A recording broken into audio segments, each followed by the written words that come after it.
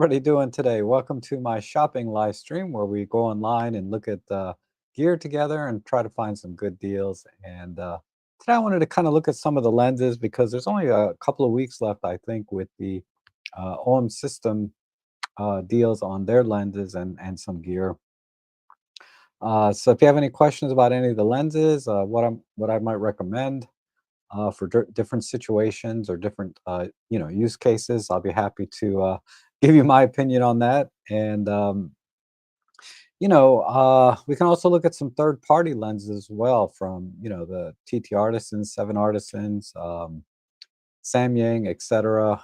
My experience is a little bit limited on some of them, my personal experience, but I've watched a lot of the reviews on some of these other lenses, and for one reason or another, I didn't need them and I didn't buy them. But I did buy, I do own a lot of lenses, more than I can count.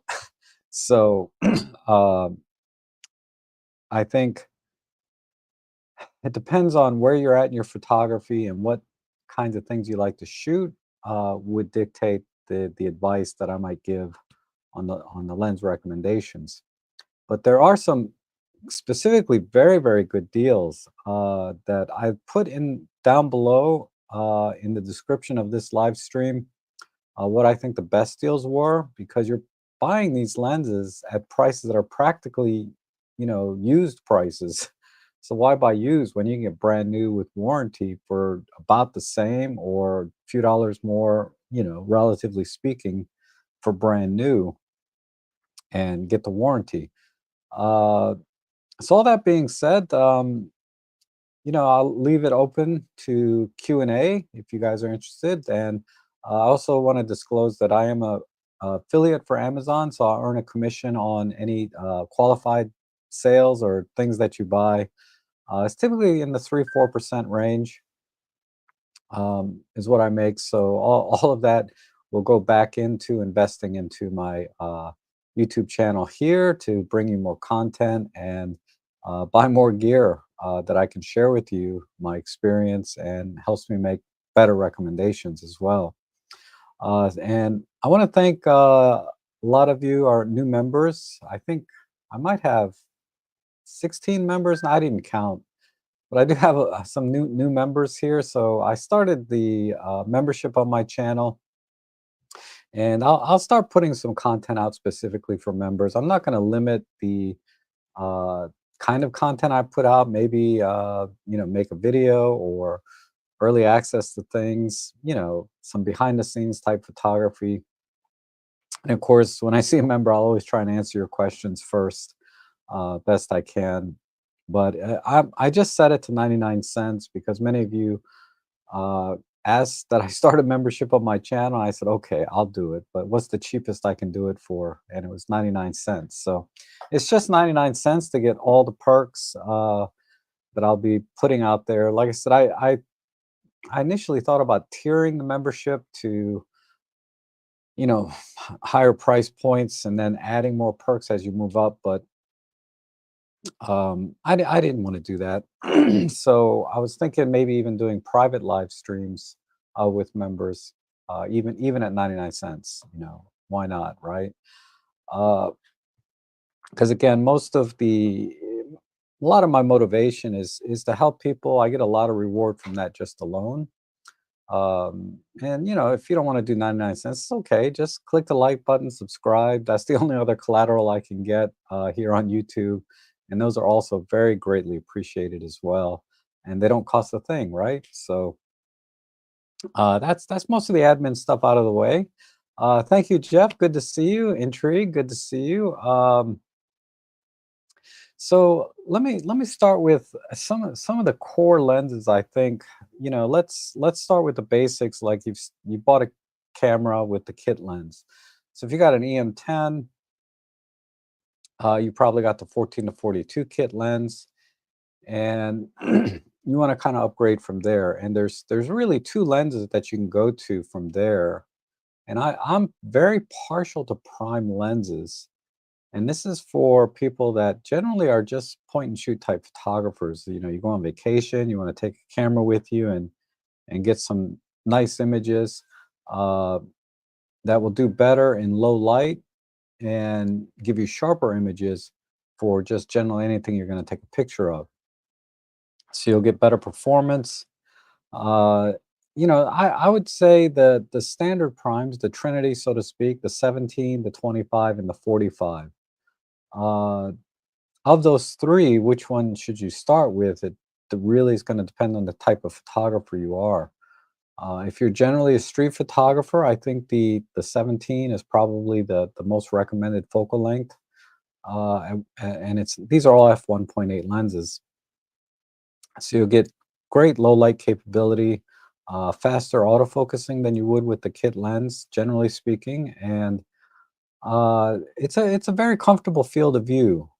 Fairly wide angle with minimal, wide angle distortion, if any, and it's a great lens to start with if you're more into street photography and travel.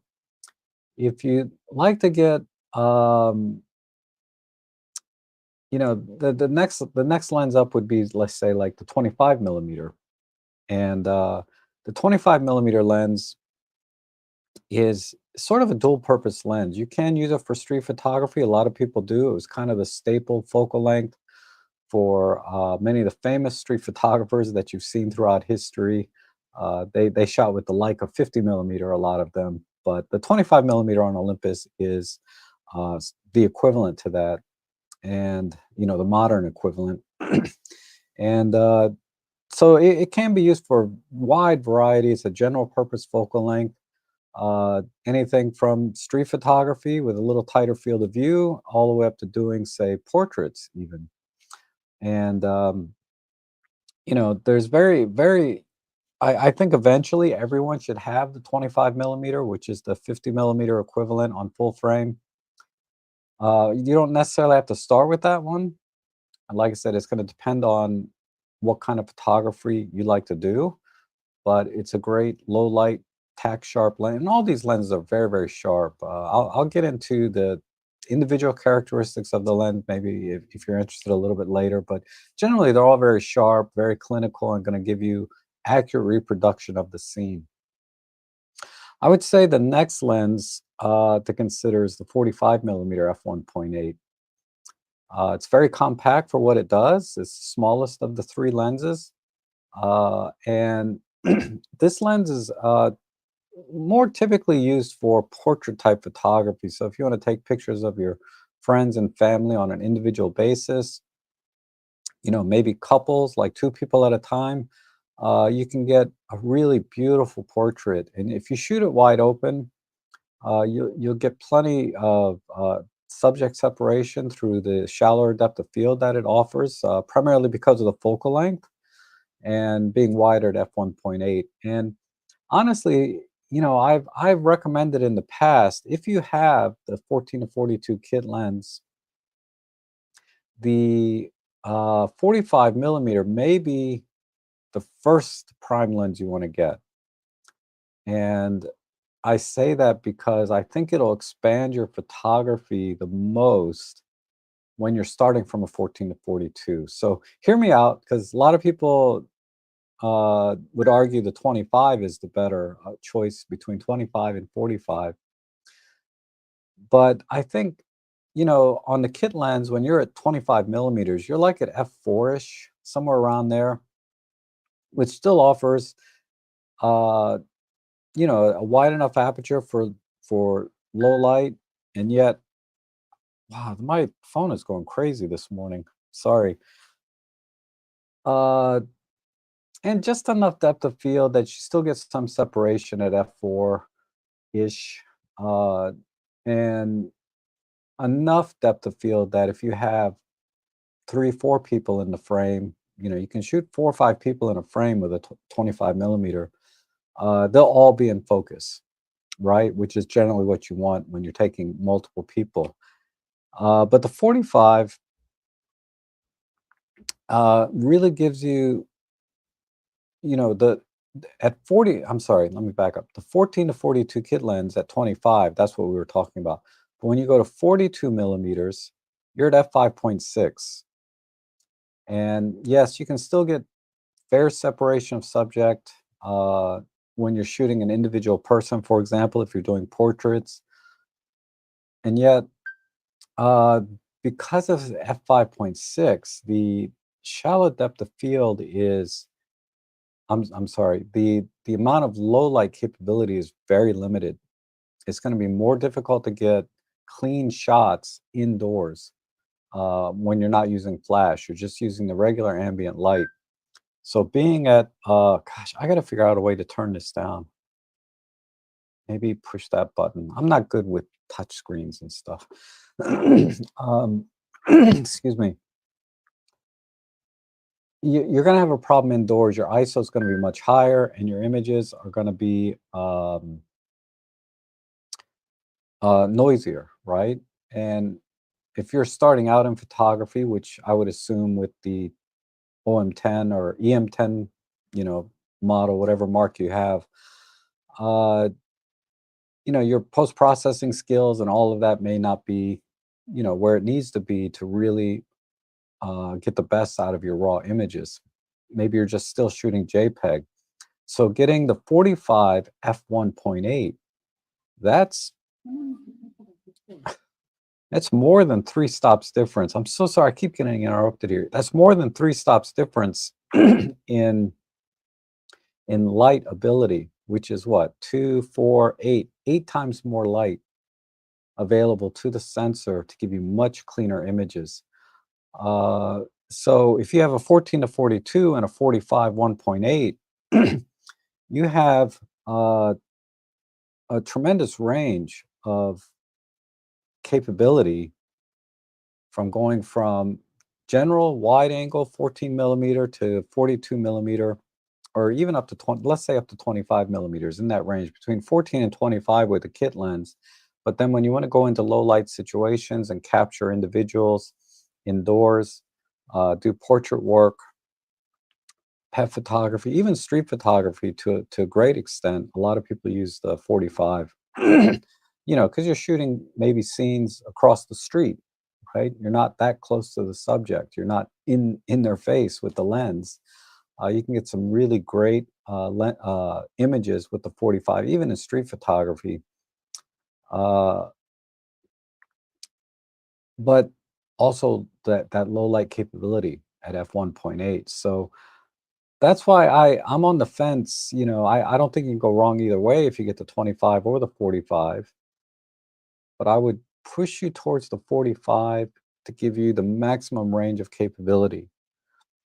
Because the 25 to me is more like a lens that you would put on your camera and not bring anything else, because it's such a general purpose lens.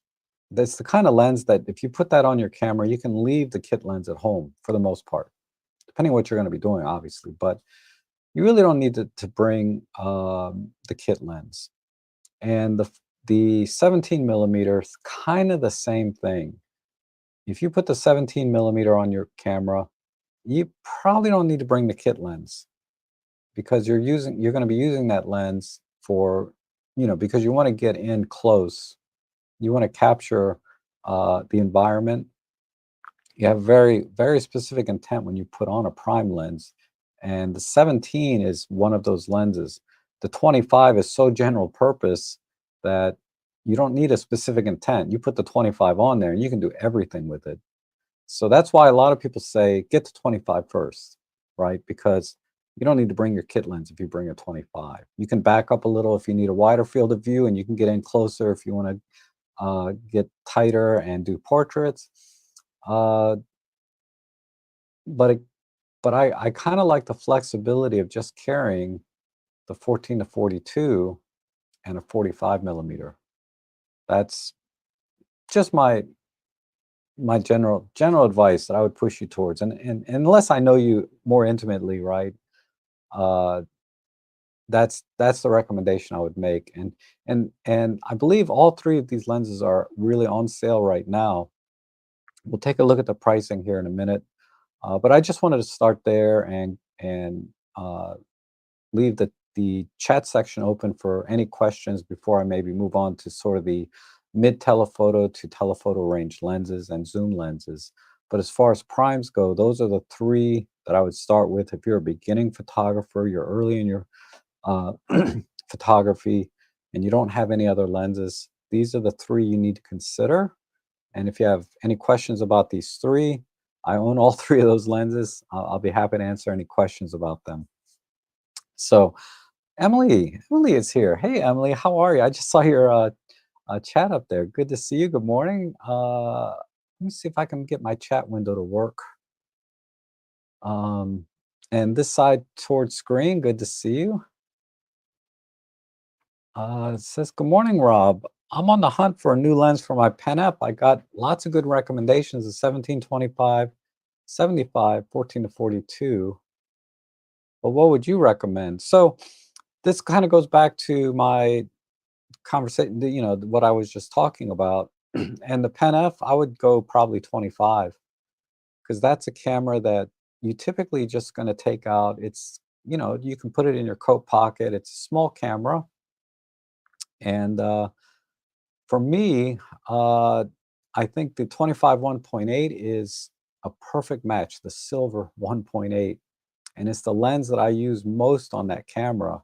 Well, honestly, I use the kit lens the most, right? This one, the 14 to 42 easy lens. So I just like its compact size, uh, and the flexibility that it gives you.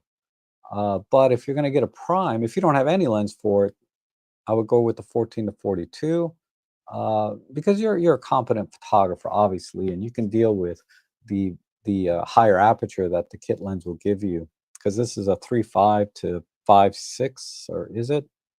Yeah, it looks like 5.6. I have like this rubberized lens hood on there because I'm just kind of a lens hood nut. For two reasons. I like to protect the front element, and I like the the better contrast and everything. So this little lens hood just pops out like this and pops back in. I usually just leave it collapsed. There is a slight vignetting wide open at 14 millimeters, but it's very minimal. I wouldn't worry about it when I add the lens hood because it is kind of thick. Uh, and it wasn't made specifically for the 14 to 42. They also have the collapsible lens hood for the 14 to 42 easy lens, which is also great for protecting the front element when you're, you know, putting it in your bag or just walking around, having it around your neck, etc. And I think, either way, either the collapsible one that I think JJC might make one, or one of these kind of rubberized ones. You just have to get the right ring size, right? And this is the most versatile way to use the Pen F. And I love taking the Pen F out when I'm doing my family type things. Like we have Thanksgiving coming up and Christmas, the holiday season. And this lets me just go around and just do random shots around, whatever event we're doing together. Uh, and then I think that's really the one of the best uses for the Pen F because uh, it's a fun camera. It's fun to look at. It's a good looking camera, and uh, just being able to go around and do things. Now, that said, I also like to bring with me the 25 1.8, and that lens right here. Excuse me. If you want the low light capability, though, a lot of times I'll put the 25, and I'm just putting this on for the benefit of everyone in the stream. But this is like just gorgeous on this camera, and this lens is phenomenal. I have no issues at all with this lens on the Pen F, and I do want to bring. I think Jeff mentioned something about the 25 1.4. But on the Pen F, I much prefer, and that's a Panasonic lens. I much prefer the Olympus OM System 25 1.8 on the Pen F because it's significantly smaller than the 25 1.4. And that slight difference from 1.4 to 1.8 really doesn't make any practical difference. Certainly when you push your cameras and your photography to extremes, you can take advantage of the 1.4 and you will get better results. But uh, it's really for probably 99% of all photography, the 1.8 is going to do just as well as the 1.4. And these are my two favorite lenses on this camera. Um, because like I said, I could go out with the 25 millimeter and not have to bring the kit lens really at all. I can pretty much frame everything I want to do with the 25 for our general purpose type photography. But the 14 definitely gives you that versatility of the zoom, going all the way wide to 28, 14 millimeter, which is probably my favorite focal length uh, for most things. I think the 28 I like to use for street and walking around type stuff. Uh, so that's why I like to take the 14 to 42, because I really love the 14 millimeter focal length, which is a 28 millimeter equivalent. If it were not for that, I would definitely be taking the 25 1.8 a lot more often on the Pen F. Uh, and that's just because where I'm at in my photography now.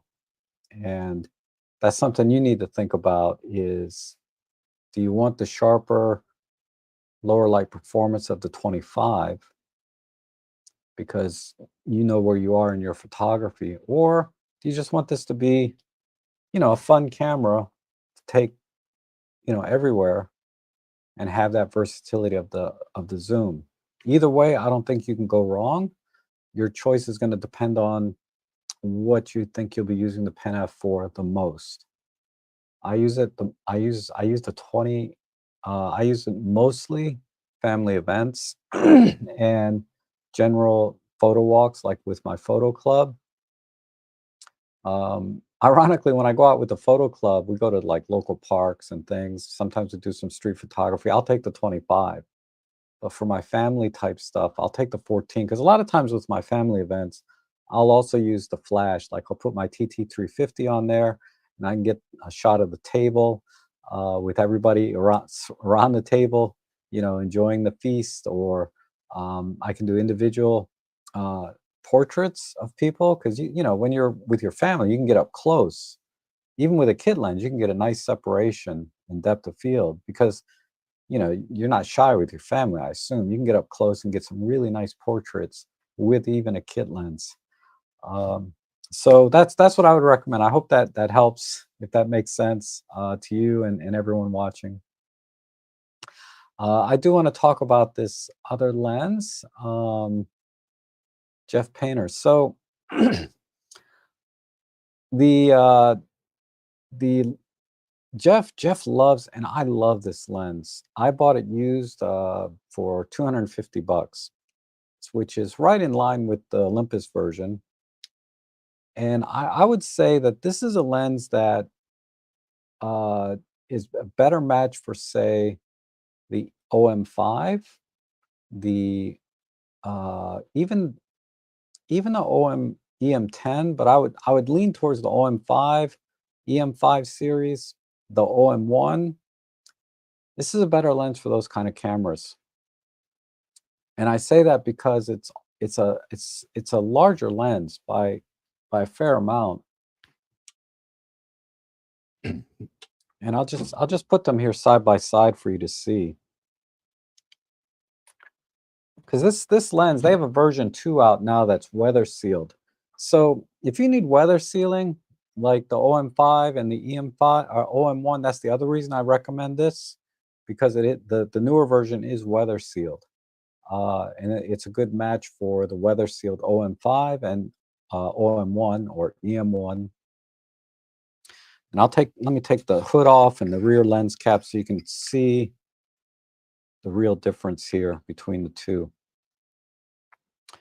But as you can see, the 1.4 is significantly larger than the 1.8. It is Leica branded, so it has a certain, I guess, flair to it because of that. But I can tell you optically, this lens is gives a very interesting render. In a side-by-side blind test, yeah, it's gonna be tough to tell the difference between these 2.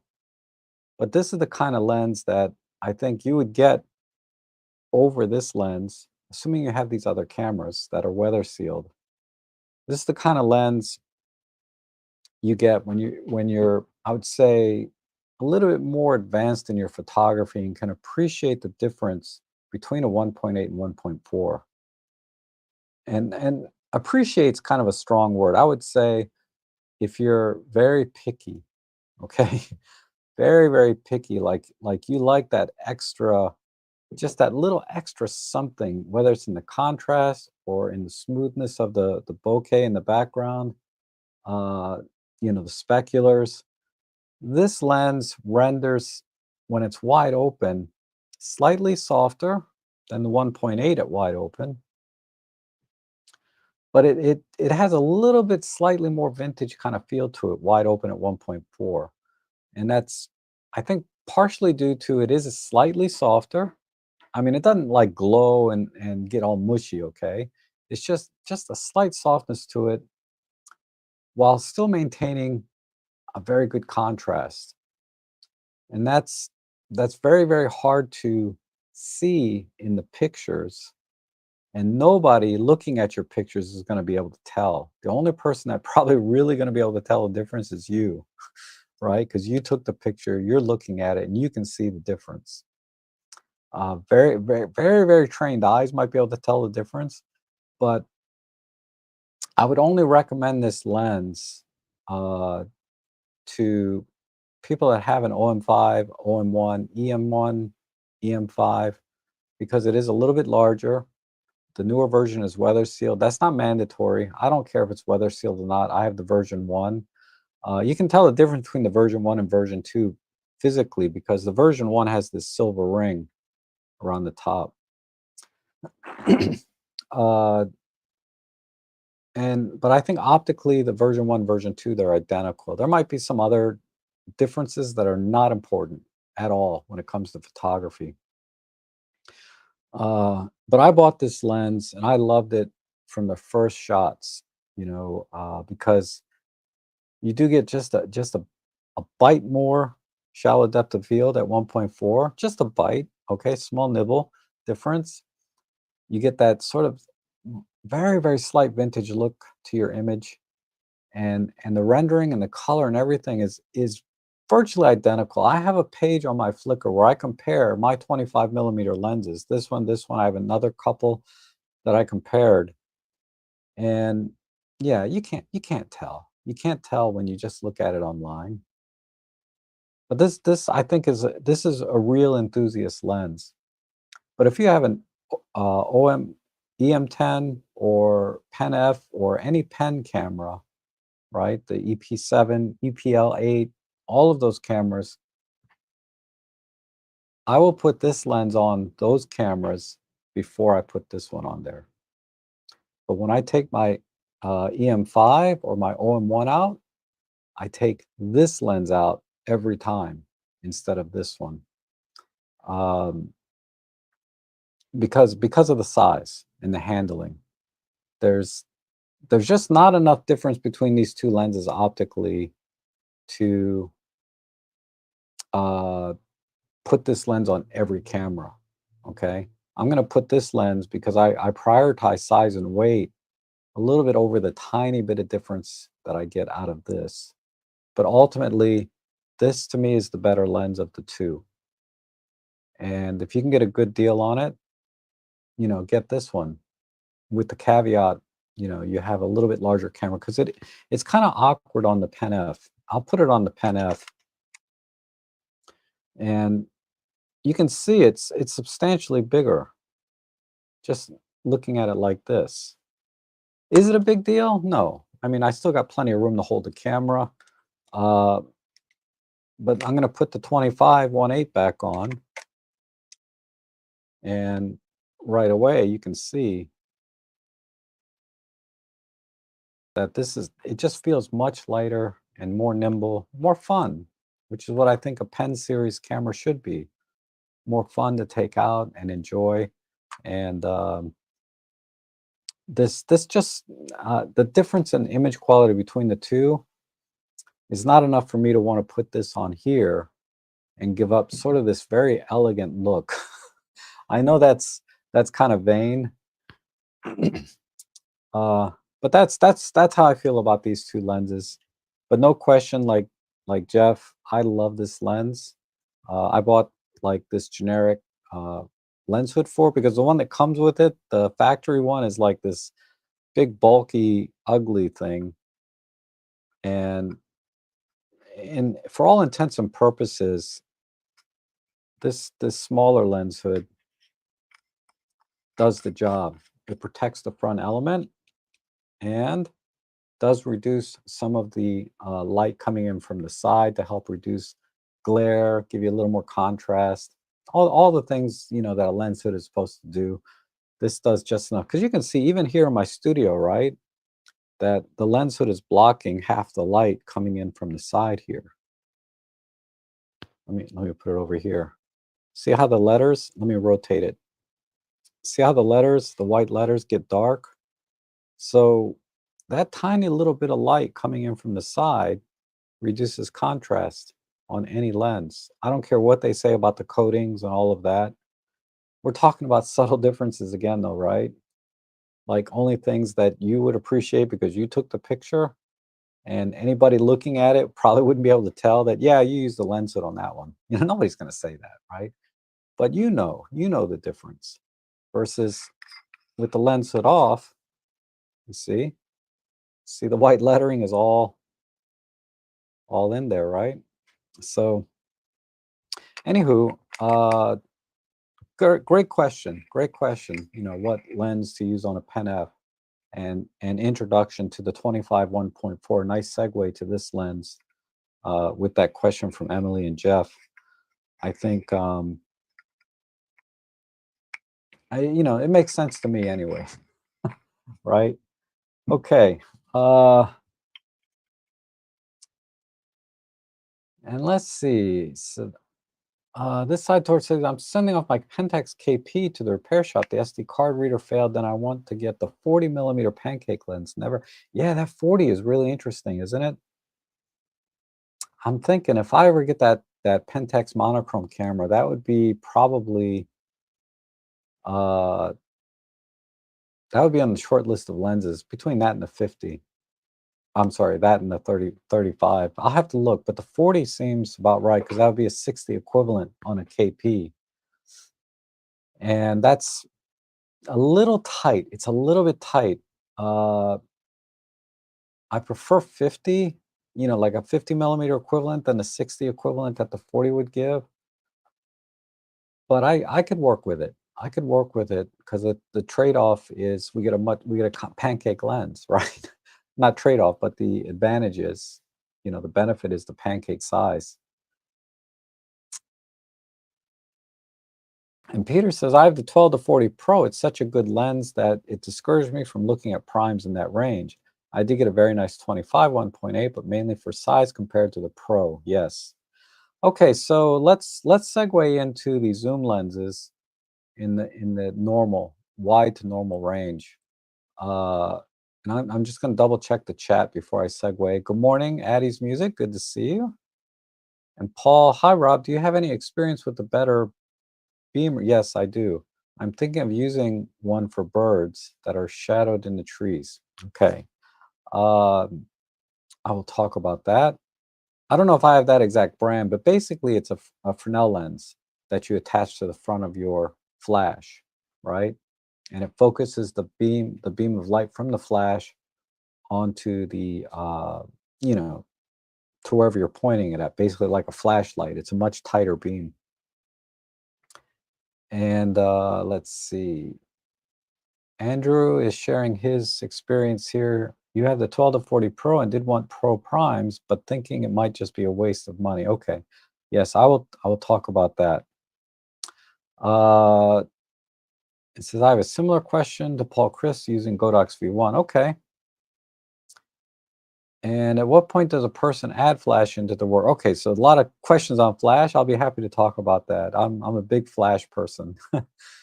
Morning, Rob. On gas on two cameras, one on sale, another one announced yesterday. So, uh, what do I do? Watch you about buying even more gear, but also offer great advice too. Okay. Um, Gosh, tell me what two cameras you're interested in. I'm curious. It says I got some older Hoya collapsible rubber lenses, so useful. Yep, they're great. And the 40 millimeter is a good lens. It's great as compact carry around on my K70. Hi, oh hey David, how are you? Good to see you. Um, okay, so let me go back to this initial question, then I'll talk about the flashes. So Peter says, and I'll repeat the question. I have the 12 to 40 Pro. It's such a good lens that it discouraged me from looking at primes in that range. I did get the very nice 25 millimeter 1.8, but mainly for size compared to the Pro. Exactly. Uh, if I put the 12 to 40 Pro, and that's what I have on my OM1, this is like bread and butter. These two, this combination goes together is just a match made in heaven. Your OM1, your EM1 with a 12 to 40 Pro, whether it's version 1 or version 2, uh, doesn't matter. And let me uh, let me just remove the lens. And I'll talk the build quality second to none. Olympus, I think, and OM Systems now make some of the best quality lenses ever. And uh, I think the price of this, it's like $7.99. It might be on sale now though for $5.99. We'll look. Or you can look, right? This may be on sale now. Uh, it's a little hard to swallow at the full retail price. It's like $900 or something. Not that you wouldn't get your money's worth, but you know, 900 bucks is hard to swallow for a lens, right? And I don't recommend this for people starting out in photography, unless you know your budget allows it, right? Why not get the best you can if you can? But uh, if I take this, the only reason I would put a prime on here is because I do want something smaller and lighter, like Peter is talking about. The extra stop of light difference between the 25 and the 2.8 is negligible, probably in 80% of the cases. There's certainly times when you do want that extra stop. In this case, it'd be like a stop and a third.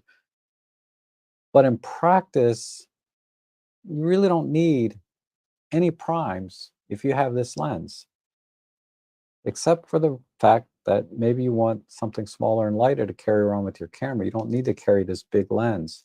So a 25, your nice general purpose prime lens, is a perfect fit. So just take a look at this, okay? And I'll put the 25 prime on here. I'll also put the 1.4 on just for reference, because how much I just talked about how that's a great lens for the OM1. But yeah, I mean, see the difference here? I mean, it's this camera is like, it's almost like not having a lens on it at all at this point, right? Because the ratio between the weight of the lens and the camera is like 4 or 5 to 1. Like the lens is about 20% of the weight of the camera body with everything. Yeah, especially since I have this bottom plate.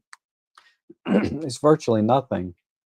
Versus when you put this lens on, you know, the weight ratio is more like 40% to, you know, 40% of the weight you're holding now is the lens, and 60% is the camera.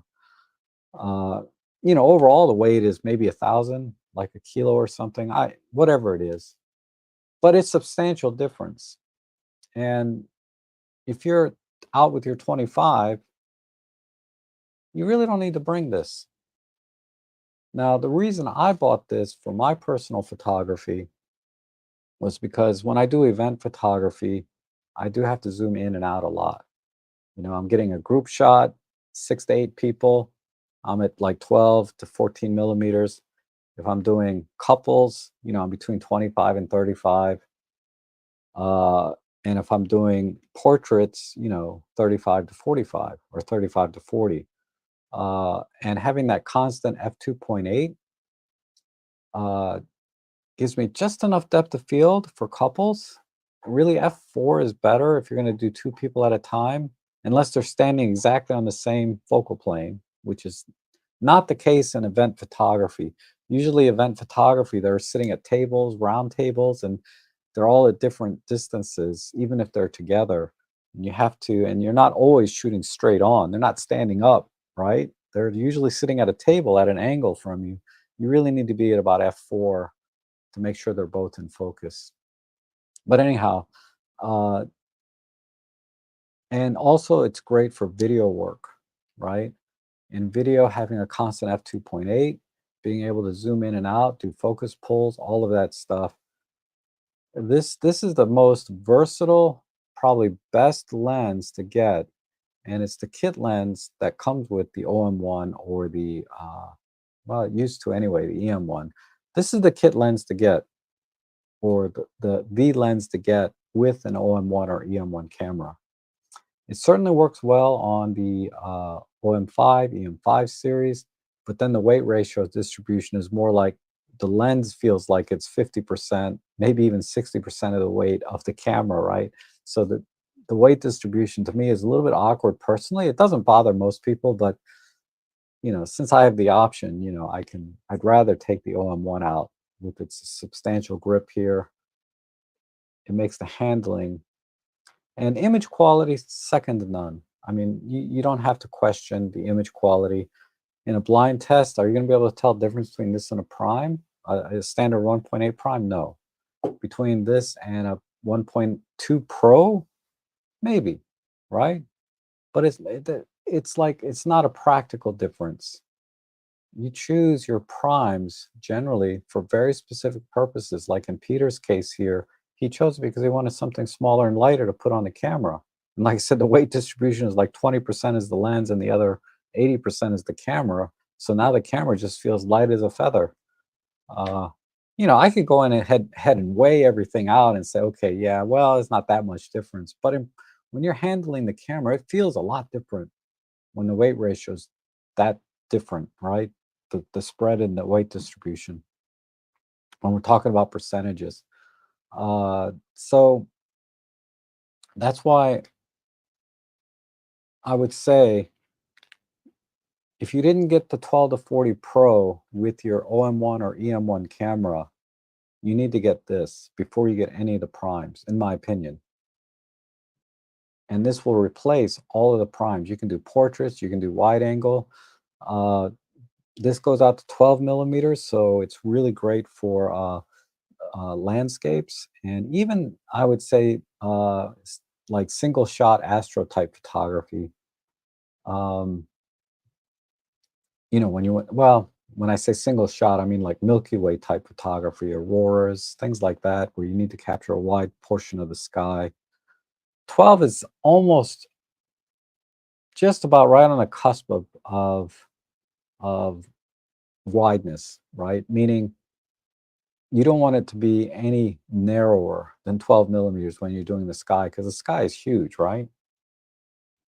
But it's so versatile, that lens, and even at full price, you'll get your money's worth, but try to get it on sale. Try to get it on sale if you can. If you're like me and you like a deal, right? Let me just take a quick look at what it's selling for. Uh,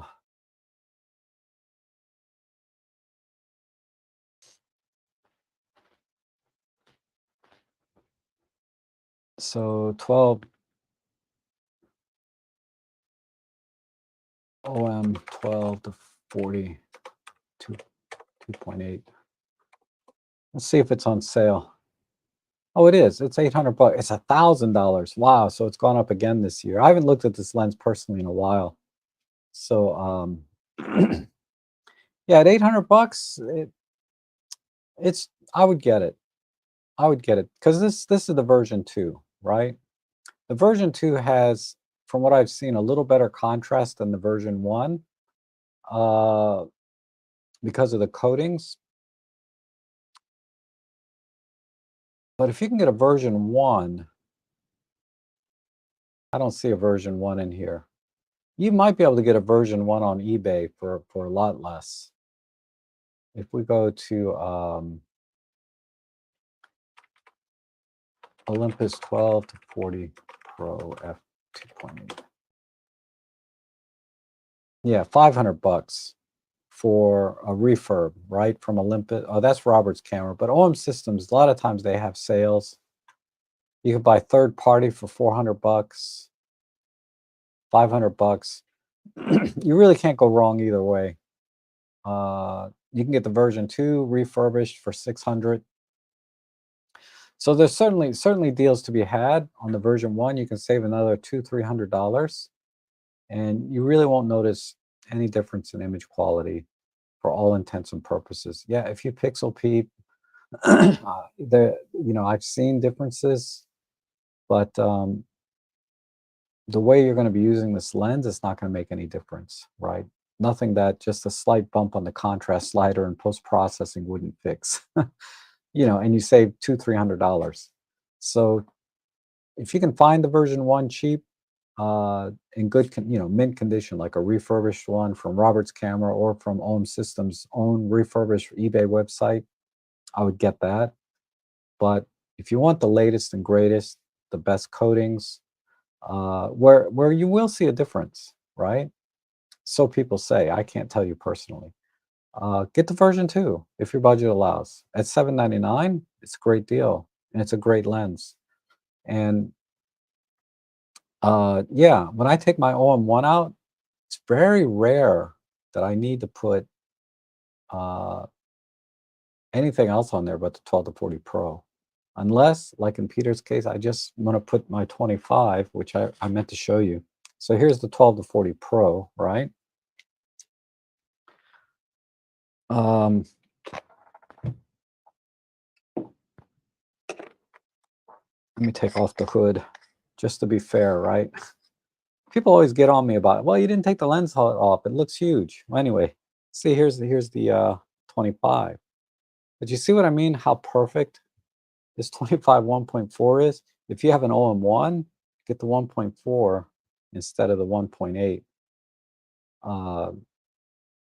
And I'll talk about optically how I found them to be a little bit different. But long story short, stop down. This is sharper corner to corner than the 1.8. So if you're doing landscapes, particularly where you want the corner sharp, stop down the lens. That's a sharper lens. Wide open, it's kind of a trade-off. The 1.8 is sharper wide open in the center, but softer in the corners. And this one is kind of a little bit softer overall. So when I'm doing panoramas, like I'm taking 3 to 6 shots side by side and stitching them together in post-processing, if I stop this lens down to f4, f5.6, typically I get better images, better panoramas out of this lens than the 25. Okay, so yeah, 12 to 40 Pro. I think if you're like an enthusiast, I'm sorry, if you're an EM10 shooter, EM5, OM5, the 12 to 45 Pro is a better choice because again, you'll get virtually the same sharpness, quality image from an f4. I'm shopping one myself now. I want to get one for my EM5 and my Pen F. I just want a really solid prime lens. I'm sorry, zoom lens, like this one is, but smaller form. At f4, yeah, I lose a stop of light, not a big deal. At f4, uh, f4 is actually a very, very practical aperture for most photography. Like I said, if you're doing event photography, a lot of times I have to stop down to f4, f5.6 to get everybody in focus anyway. So having the 12 to 45 Pro f4 version, right? This is the f2.8, is that that ratio between the lens weight and the camera is much more pleasant or uh, appropriate, I should say. The camera to lens weight is more appropriate for the smaller cameras in our Micro Four Thirds cameras. The image quality, the close-up ability, everything is going to be pretty much the same. You're just getting a smaller lens at f4 instead of f2.8, and that to me, and you can get it brand new right now for like $500, I believe. Like I said, I have links down below to my Amazon page, and you'll see it there. But that's great price brand new, but I'm shopping them refurbished myself personally on eBay, like in the $350 range. And if you buy the OM5 brand new, you got to get that with the lens. It's $12.99 on sale right now. The OM5 with the 12 to 45 Pro, I cannot recommend that camera system highly enough. If you're looking for a compact camera that will do everything, okay, and have weather sealing and all the great things about OM systems, Micro Four Thirds, for $12.99. I get it. There's a lot of competition out there, okay, but of any camera that I would buy at that price point, particularly on sale at $12.99, that would be the camera I personally choose out of everything out there. For all the reasons that have been talked about time and time again by photographers, not just Micro Four Third lovers like myself, but anybody, right? Save for like Frono's photo, the Fro, and the keyboard jockeys that jump in and just bash Micro Four Thirds. And that, like I said in my last stream, they just don't know what they're doing. You know, if you take a bad picture with a camera, it's not the camera's fault. Okay. Uh, anyhow, okay, my table's getting a mess here again. That's the 12 to 40 Pro. Now, there's another great lens that I was so tempted to buy until I saw the size of it, and that's the 8 to 25. So let me just pull that up on screen. And I'll talk about this lens, then I'll go back to the chat section. So if you have any questions or want to talk about something, uh, put them in there. But I'm going to look at the 8 to 25 now, and then we'll talk about flashes because there's a few questions on flashes there.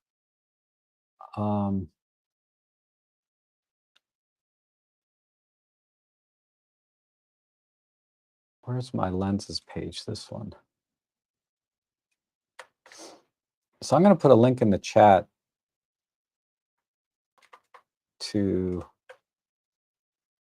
my page on lenses. And again, that's my Amazon page where if you buy anything, I'll make a couple bucks. So we have, is it in? Of course, it's probably not on this page, is it? Oh, here it is, 8 to 25. This lens is what, $699 on sale, 700 bucks. I've seen it for $650. The price kind of fluctuates between 650 and 700. Either way, at this price, this is basically what you would pay for one used.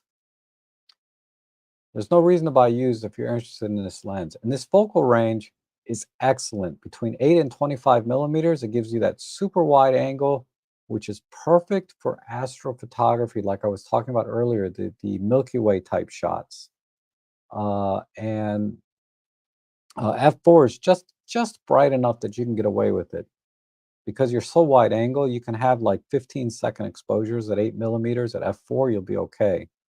But this is better used if you're going to do focus, not focus, I'm sorry, exposure stacking, where you're taking multiple exposures and blending them at f4. You want to do that whether you're at 2.8 or 1.8, whatever lens you have.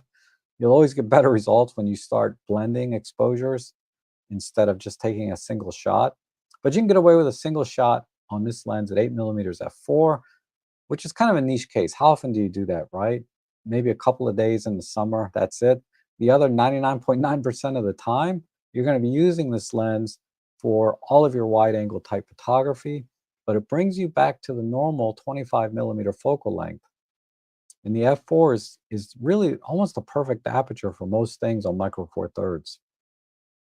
Because it's just enough light coming into the camera to keep your ISOs low, your shutter speeds higher, and give you enough depth of field so that the things that you want to be in focus are in focus. But what set me off from this lens was the size of it, okay? I'm looking right here. The filter size is 72 millimeters. So the front of this, wait, there's no front. See, they don't show a straight on front angle of this lens. But the front of this lens is 72 millimeters. I mean, that's a little hard to swallow. I get it. They didn't have to make it 72 millimeters. Like they could have made it smaller, right? They could have made this lens smaller, but they really cannot do that unless they protruded the lens out further. So let me explain this. They could have made the lens a little bit smaller, maybe have a 67 millimeter filter thread or even a 62, okay?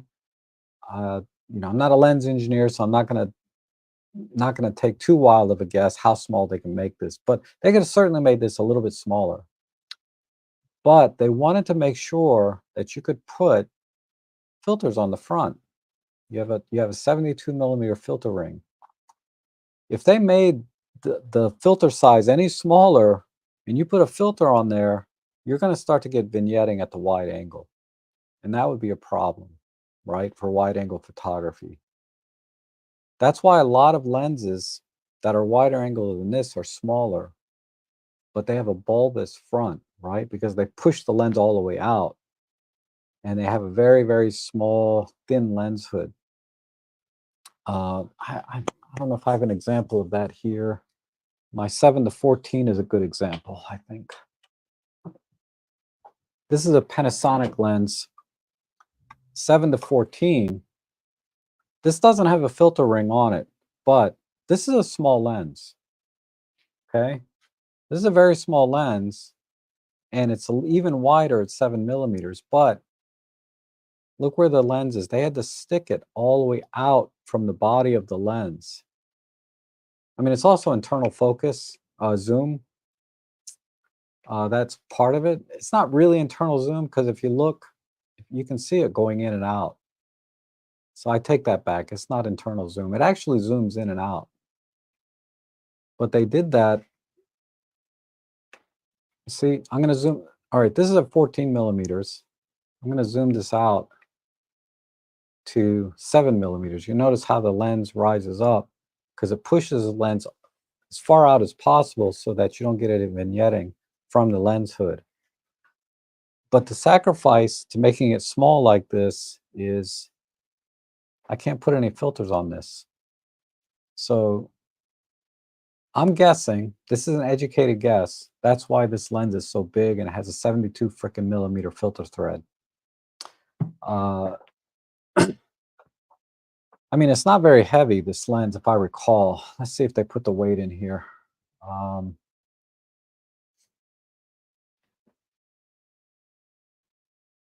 Weighing 14.5 ounces. I don't know what that means. When it comes to lenses and stuff,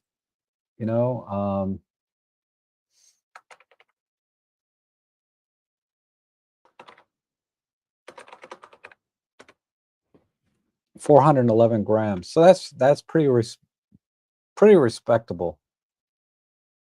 Okay.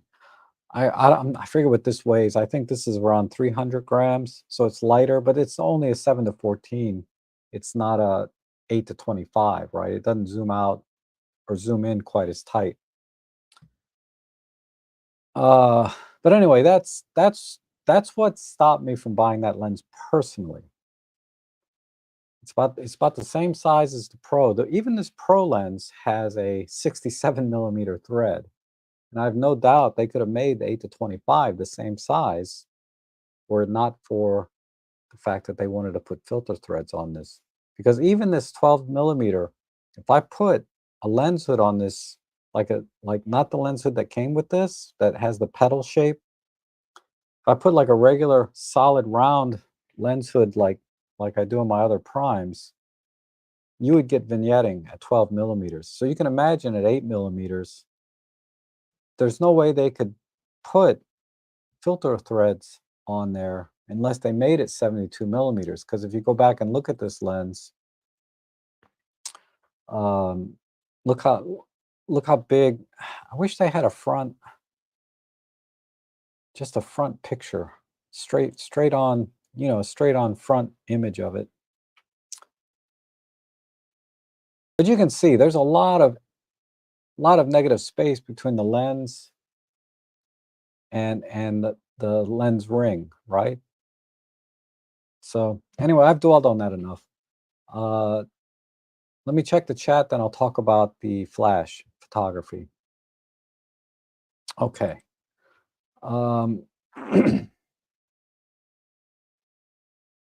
Zoltan is in the house. Good to see you. I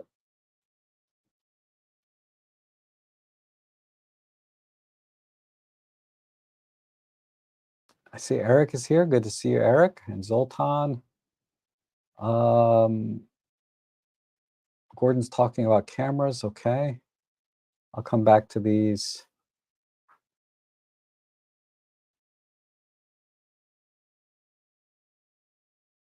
All right. Zoltan says I'm a hobbyist amateur. Okay. I'll come back to all these little chat. I just wanted to skim them real quick.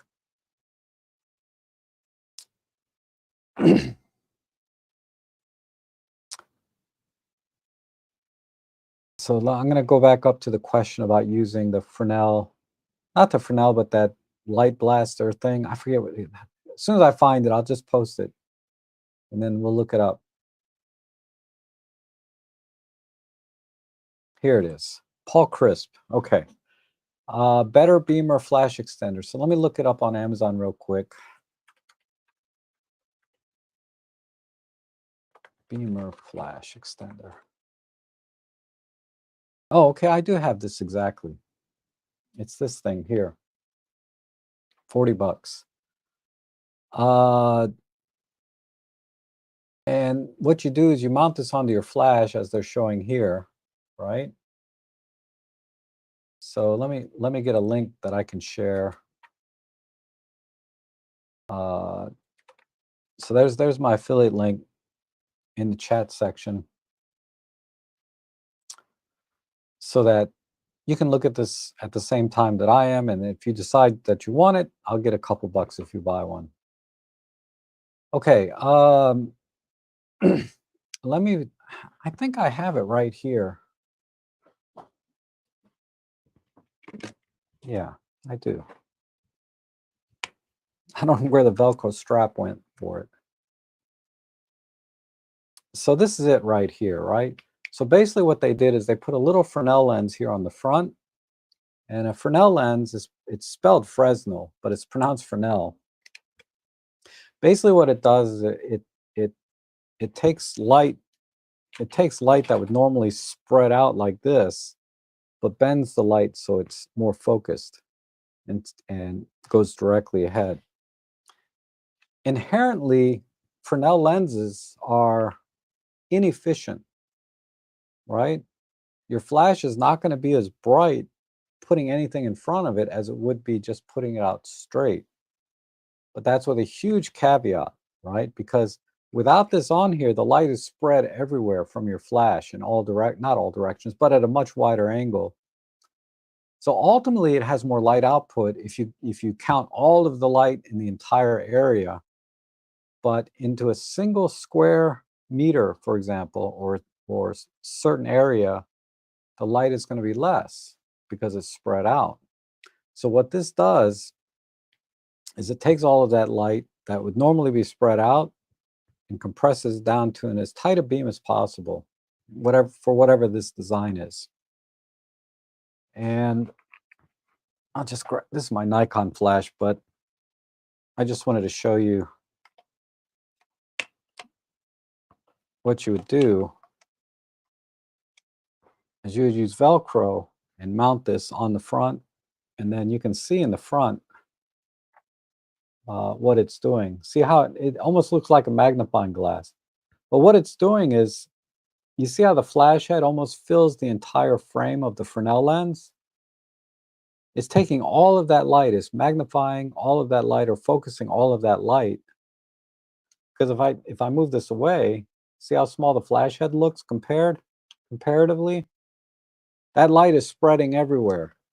Whereas when you put this in front, that light is now all being captured right at the front of this Fresnel lens.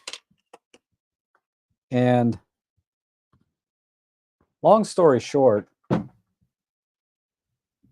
you get about 1 stop more light at distance, at any distance, whatever that is, right?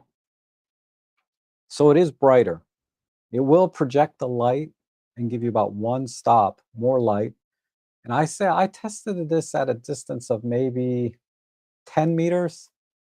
Okay, I think beyond 10 meters, like bird on a stick type photography, you're not going to get much use out of it.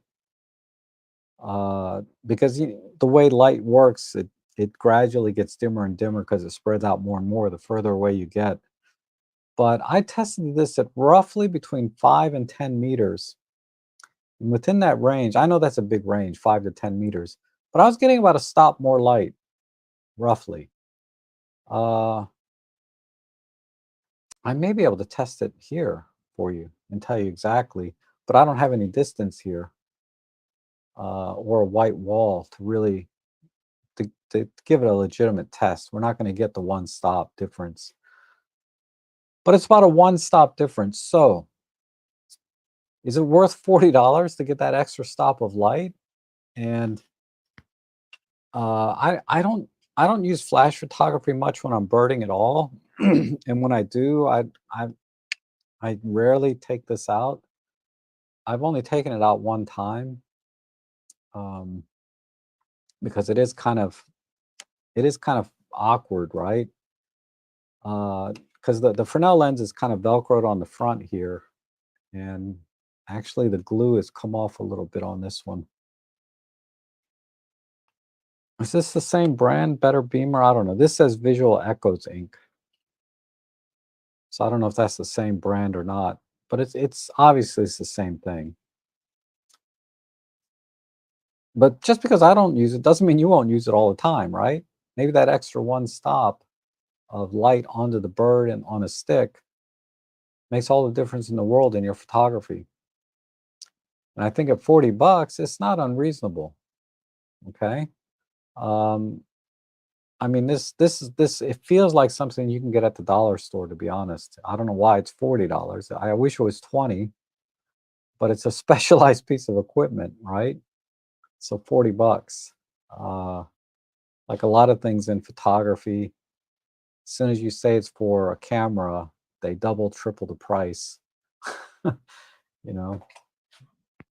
But yeah, I think that's all I can tell you about it. Do I have any? I don't have any examples to show you uh, because I don't use it personally at all.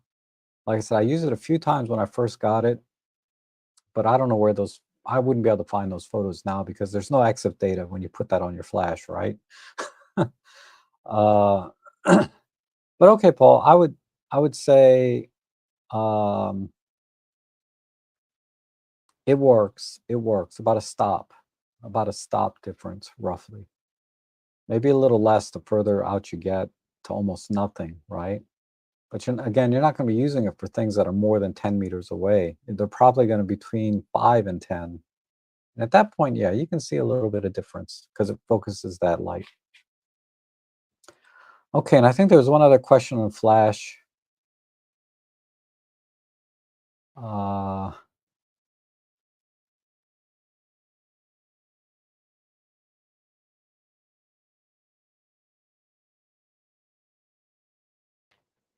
I thought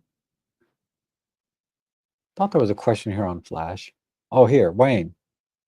At what point does a person add flash into their toolkit? What impact would using flash have on lens selection? Wow, that's a great question. Let me give that some thought. I don't think it should have any impact on lens selection. Uh, what flash does is it enhances any lens. So whatever lens you have, the flash will enhance your photography with that lens.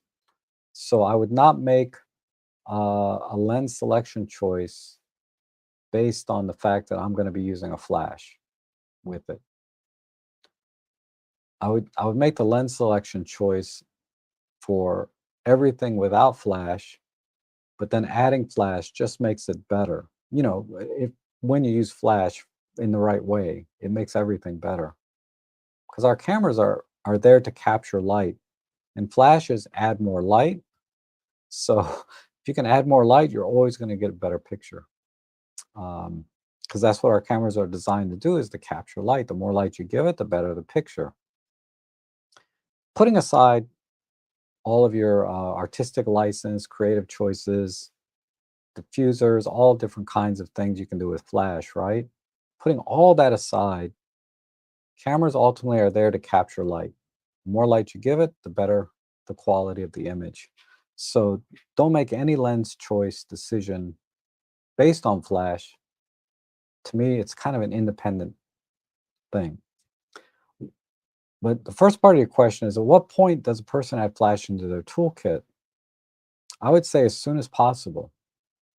In fact, I would probably recommend a flash before a lens, uh, because a flash will expand your photography way beyond what any lens could do, right? Aside from very specialty type things, macro, birding. But if you're walking around with a 12 to 40 Pro, a 14 to 42 kit lens, any of the normal size primes, anything between wide angle to up to about 45 millimeters, 75 millimeters, flash is going to make all the difference in the world. And I don't think any professional will tell you otherwise, right? That when they look for quality gear, or way, I'm sorry, excuse me, way to improve your photography, they will tell you flash, right? They will not. No professional photographer is going to tell you, get a better camera, get a better lens, right? For most things, right? Like, caveats aside, they're going to tell you lighting. Lighting is the most important thing. So I would highly recommend. I've always recommended Godot's TT350. I've recently amended that a little bit. It's still a great flash, um, but they need to update that flash, because I bought two. Both of them suffer from the same problem. The one I just bought like recently, within the last year, and the one that I bought 5 or 6 years ago have the same problem, and that is they're very, very sensitive to batteries. If you put even weak batteries in there, or batteries that are not fresh, it struggles a little bit. Whether it's the auto zoom function or the recycle time, the flash, it just the you know I just I'm spoiled by having lithium ion flashes. So going back to the TT350 for me is really painful. So that's why I'm amending this. I would say get the V350 with the lithium battery, and that will solve all of the problems that I've been having using AA batteries on the TT350.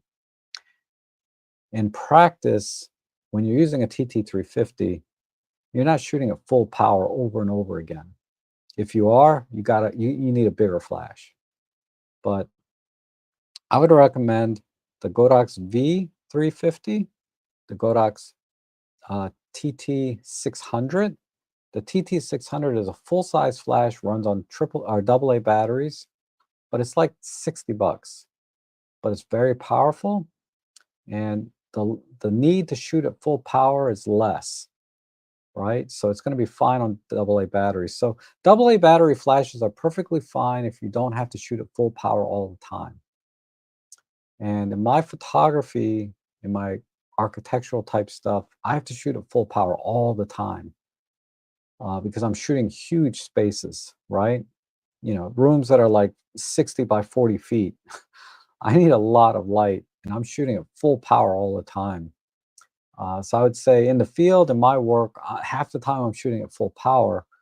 I I I had to step up to I bought the Godox V1, the round head. It doesn't really matter whether it's round or square. There are some differences there, but uh, the TT600, the only thing is it doesn't have TTL, but TTL is unreliable anyway. So you don't really need TTL. Um,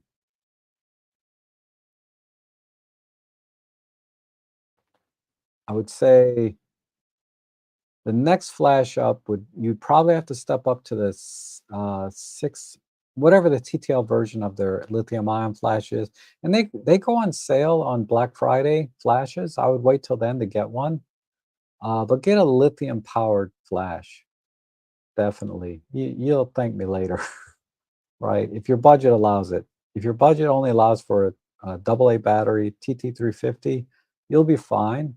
But just know that you're going to be limited to always having fresh batteries, using lithium rechargeable batteries only. Don't use the nickel metal hydride batteries. They work, but not for long because the voltage is so low on those. Anyhow, sooner the better is the short answer. Because especially if you're going to use it, you get into off-camera flash and lighting, you really expand your photography. And it's good to get into a system like Godox, whatever system it is. I think Neewer's got a great setup now that's very affordable. I haven't looked at their stuff too closely, but every now and then I'll see a deal on a newer flash. It's spelled Neewer, but it's pronounced newer. Uh, I'll see some great deals on those that look like they're just as good as the Godox, and they have a whole system. So maybe look at those, but once you get into a system, you want to stick with it all the way through. I just happened to start with Godox before Newer started, and I'm fully invested in that system. So it economically is cheaper for me to expand the Godox system than it is to switch systems. Just like with cameras, right? It's usually cheaper to expand the system you got than to switch systems completely because the differences are minor. Okay. If you want me to elaborate more on flash photography, I can, but the sooner the better. And then there's tons of videos out there on using flash photography, and you'll notice the difference right away. It takes practice getting good at it, particularly if you're shooting in manual. Uh, but 30 minutes with the camera a couple times a week, uh, you'll be a flash master. Okay. Okay, so Paul, the similar question to Paul Chris with the Godox V1. Yeah, it works with the V1. It's just held on by Velcro. It's a little awkward because the round head, but it works. And Jan is here. Good to see you, Jan. And oh, I just got that one. And okay, let me read this a little closer. Morning, we're fighting gas on two cameras, one on sale. Oh yeah, I was asking you what cameras were you thinking about? And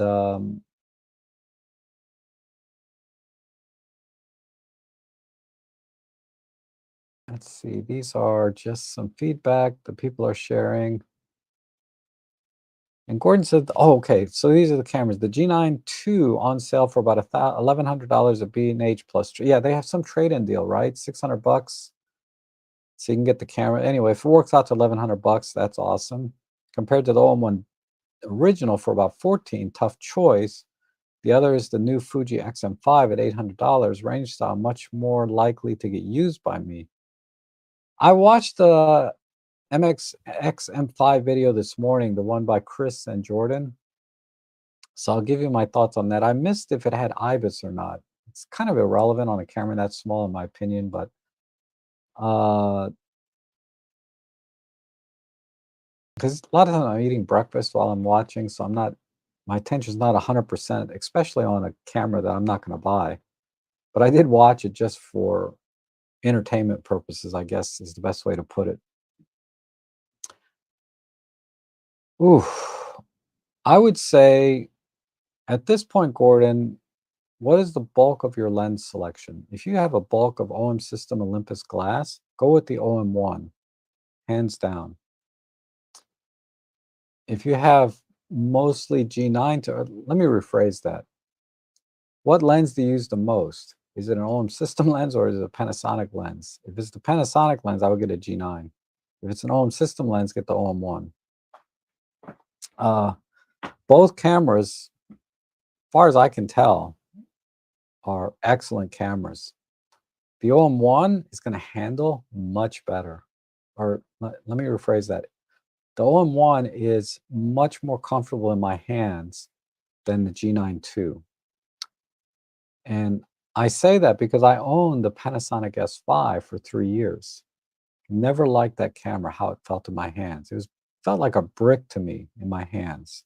A lot of people find it just fine. They love the ergonomics of the Panasonic S5, S5 II, all of that.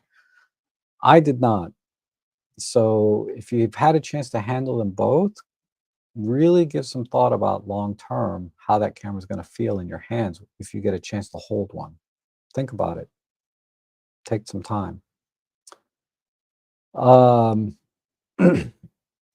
but we're talking about a $300 gap minimum because we're not counting how much your trade is worth, right? So you might end up paying well under $1,000 for a G9 Mark II. That's hard to pass up.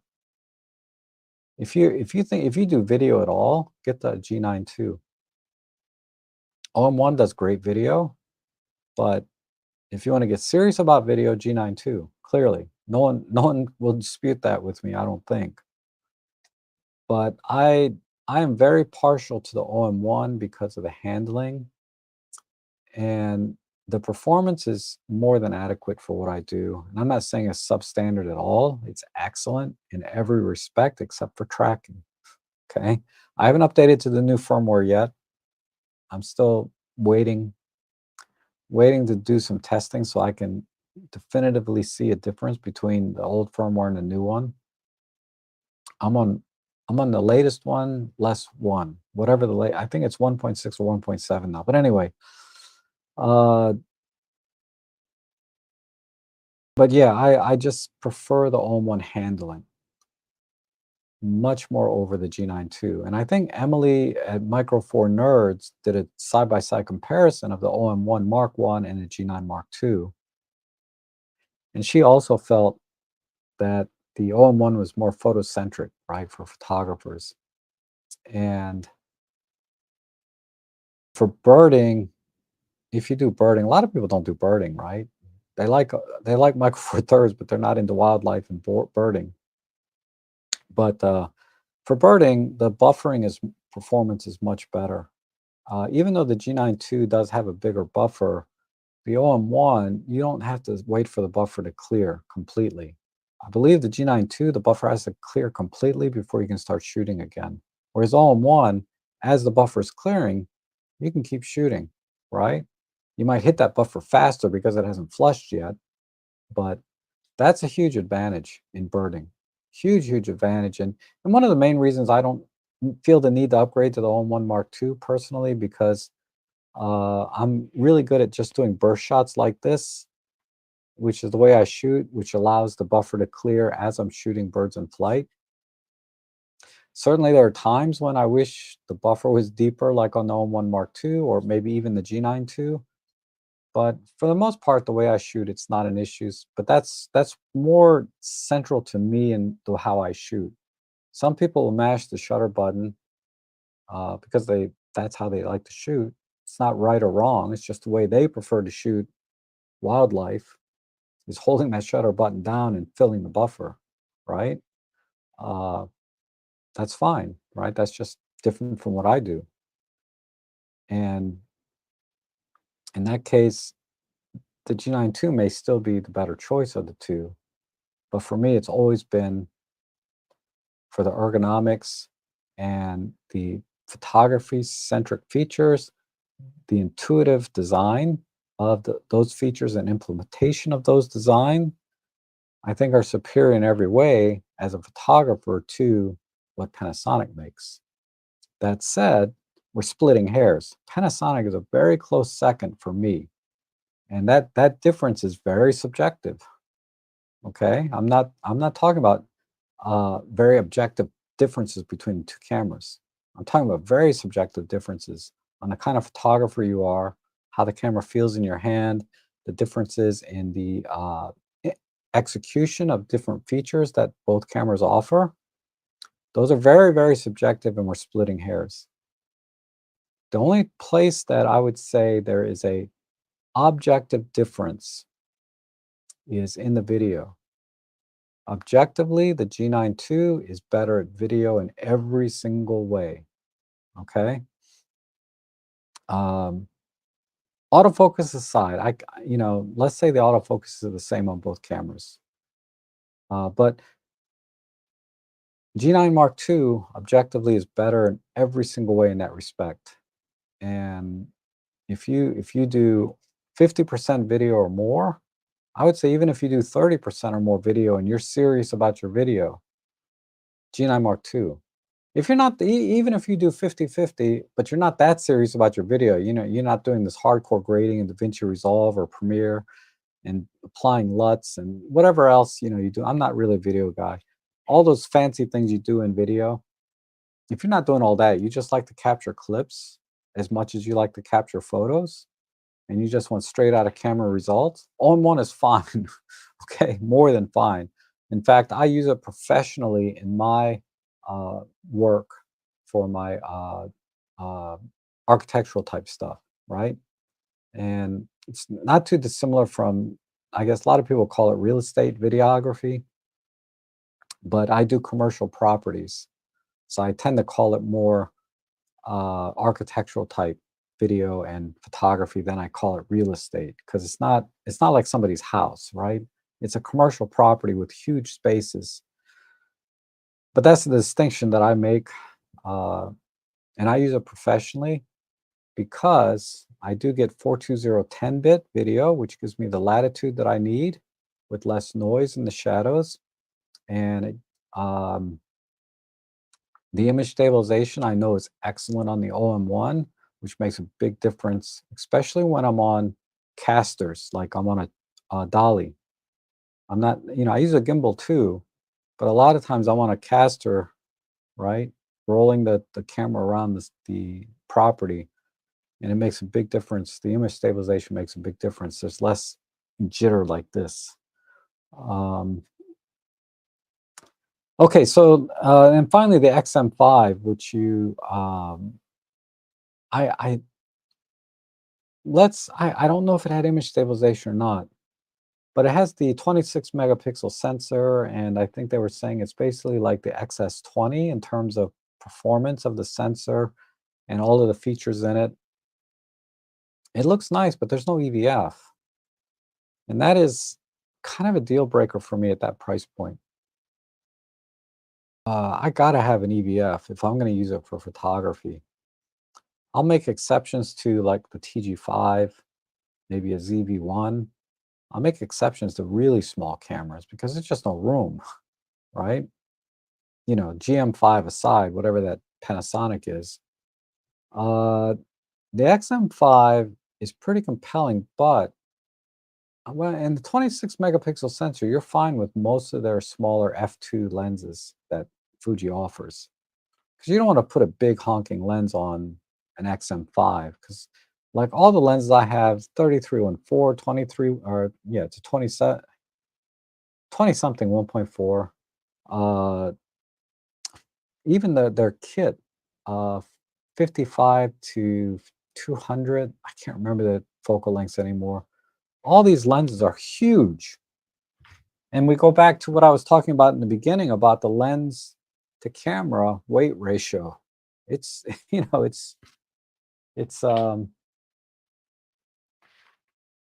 let's see. What is that? Oh, that's the 35 to 100. That's a Panasonic lens. See, I don't use my Fuji that often, so I don't even have the lenses up here. Uh, all the lenses I use the most are kind of like right up front, right? Oh, we got to talk about this. I didn't even get into telephoto lenses. What time is it? Man, it's 11 o'clock. All right.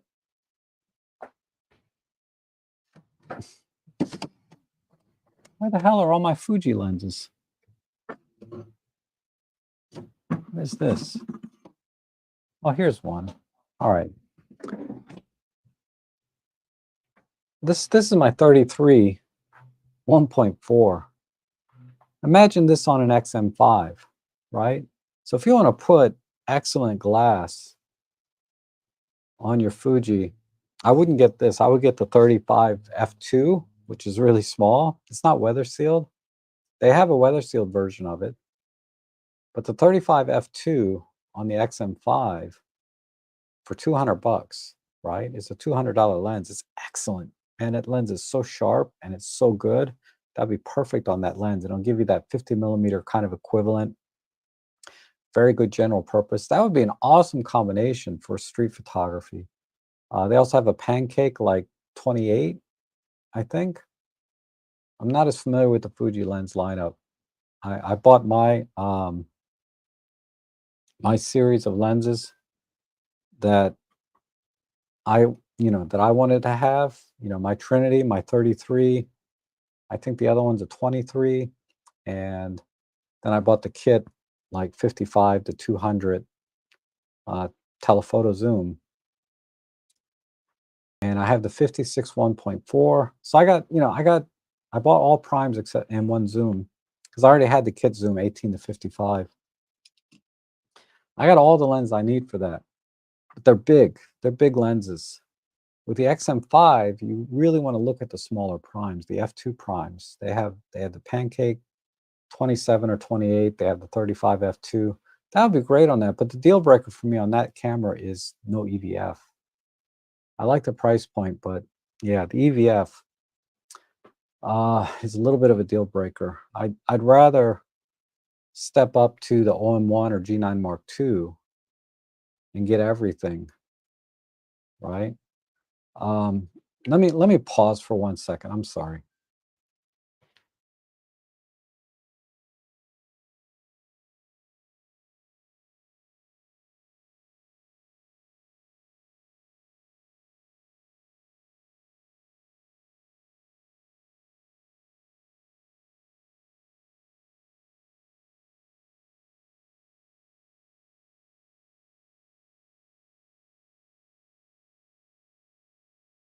Really sorry about that. I got I get criticized for answering the phone during a stream, but it's my mom. She's like 80 years old, I have to answer. Could be something I have to take care of, right? Okay, so yeah, I'm a little bit for me, the deal breaker is the if the EVF is not a deal breaker for you, the XM5 looks like a cool little camera. It really does. I'm waiting for another pen from OM Systems. If they don't have one, I still got honestly, I got my Pen F. This is more than I better put a lens on this. This is more than anything I could want uh, in a camera, just like that. All right, let me go back to the chat. I hope that was helpful. If you're torn between those two cameras, uh, I think, I think I went through all the things I would consider between those two, and the XM5 I would not consider because of the lack of EVF. And Zoltan says, I don't use zoom lenses anymore since I have all the primes I wanted, the 17, 25, 45, and I have a few full-frame Nikon vintage primes with focal reducer and don't mind swapping lenses in the field. Yeah, definitely. That's always a lot of fun, right? Putting on some vintage full-frame lenses or, just vintage lenses in general. You're speaking the gospel, man. Oh, thank you. Not sure what I was talking about when you made this comment, but I appreciate that. Uh, And Zoltan says you mostly use the 45 1.8. Oh, that's interesting. I'm more of a 17. Well, when I go out with my primes, it's normally the 25 for me. And I'm a hobbyist amateur photographer, and I enjoy portraits and street and landscape, and once in a while practicing macro. Practice daily in my studio. Yep, me too. And Paul says I used the similar, more explicit words regarding the Z1424 on my Z8, but it has a 112 millimeter filter adapter. Ooh, so I went with using internal metal clip filters. Wow. 112 millimeter filter, that probably weighs 100 grams all by itself, right? And David Brown, hello, good to see you. David says hi to everyone. And Maurice Samuels says, I've been starting to do a lot more video with my OM1 and OMD cameras. What would you prefer? I have both lenses, the 12 to 40 Pro and the 2.8, or the 12 to 100 f4 in your opinion? For me, it'd have to be um, if you're talking about video, I'd go 12 to 40 Pro f2.8, because in video, the problem is you're limited to shutter speed angles and things like that, and frames per second. Because a lot of times in video, you're shooting at 24 frames, 30 frames, 60 frames per second. And you need the faster lens. You need that extra stop of light. Because otherwise, at f4, you're bumping a full stop. So if you're shooting at f2.8 on your 12 to 40 Pro in video at 24 frames per second, you don't have any choice. If you want more light, you have to bump up the ISO. So you're going from, say, ISO 200 to 400, going from 2.8 at f4, and you're going from 400 to 800. And in video, you can reduce noise not too dissimilar as you can in photography, but you're much, much more limited, because uh, you start losing dynamic range.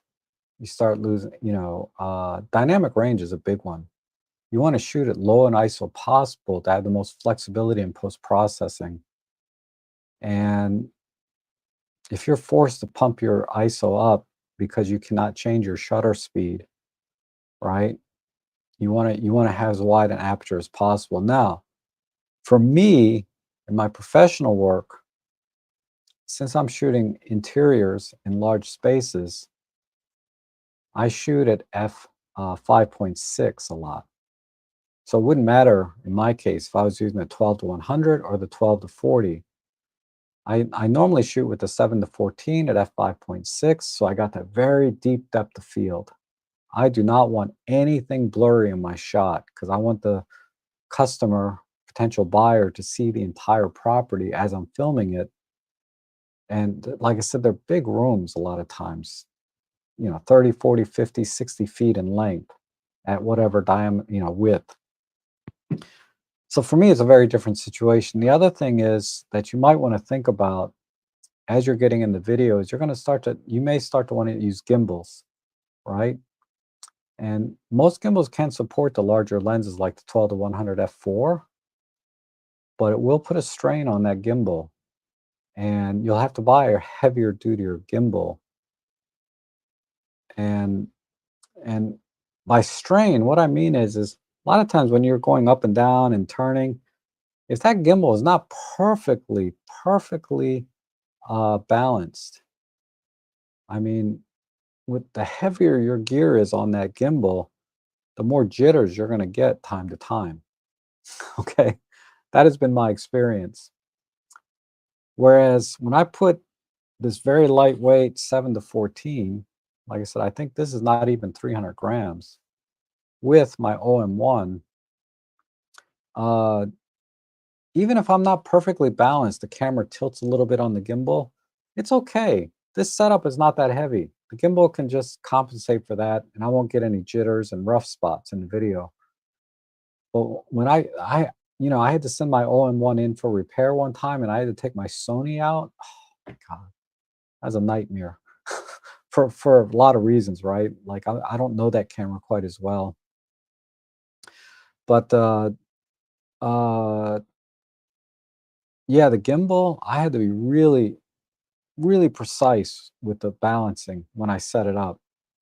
And so down the road, if you think you might start using gimbals, that's another consideration between these two lenses is the size and weight for gimbal work. You're going to want to make sure you get a heavier duty gimbal, and you want to make sure that you balance it perfectly, right? So, okay. Uh, so short answer is 12 to 40 Pro f2.8 for ISO performance and gimbals, which are two very common things in video that you have to be very conscious of. Let's see. Jeff says, gas got the better of me. I pulled the trigger on the TG7. Awesome. You got that 346 price. Won't get it till Sunday when I'm back in the UK. Enjoy perfect weather in Princeton. That is awesome. You'll love that camera. I love my TG5. You know, I started showing pictures from my TG5 like in my little photo club, and my God, this she wanted to trade camera. She was going to give me her ZV-1, right? Her Sony, which is a much better camera in all respects, really. I mean, not in all respects, but in a lot of respects for my TG5 because she just loved the images from my TG5 better than she was getting on her ZV-1, which is a larger, much larger 1-inch sensor, right? And I'm like, so we swapped cameras yesterday. I gave her my TG5 and I got her ZV-1. Swapped temporarily. Not it's just a we're just exchanging cameras for a week or two. Because I said, let me get a feel for how to use this camera so that I can show you how to take good pictures on it. Because she's not happy with the images she's getting uh, compared to what I get on my TG5, and it has nothing to do with the camera. And that's why I keep telling people, or not telling people, but that's why I keep saying people that are taking bad pictures because that it's a smaller sensor, they don't know what they're doing. Okay. I mean, I get it, all the caveats, all that, but you can take a good picture with any camera if you know its limitations and know how to work those limitations and get the better image. So this is a good opportunity actually to show you a couple images. So on my Flickr page, let me turn off the chat and take me out so you can see everything. Uh, I just posted some new TG5 pictures here. So let's just go to that album.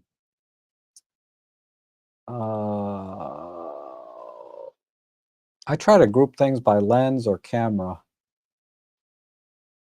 Let me just type it in. I can never, TG5.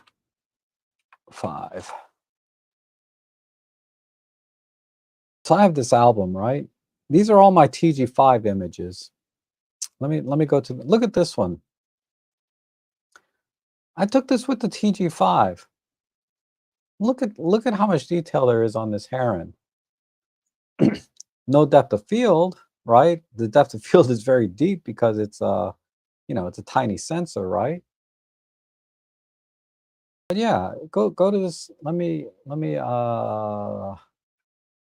share this album with you guys since we're talking about the TG5. Where's the share button here?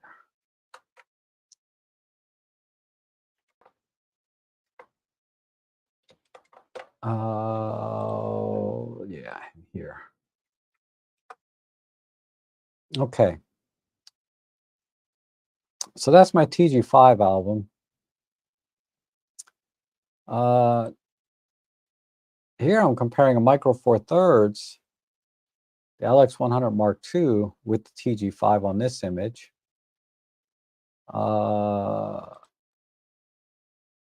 Look at this macro shot I got. This is a really tiny spider web with water droplets on it. You can do so many amazing things with this TG5.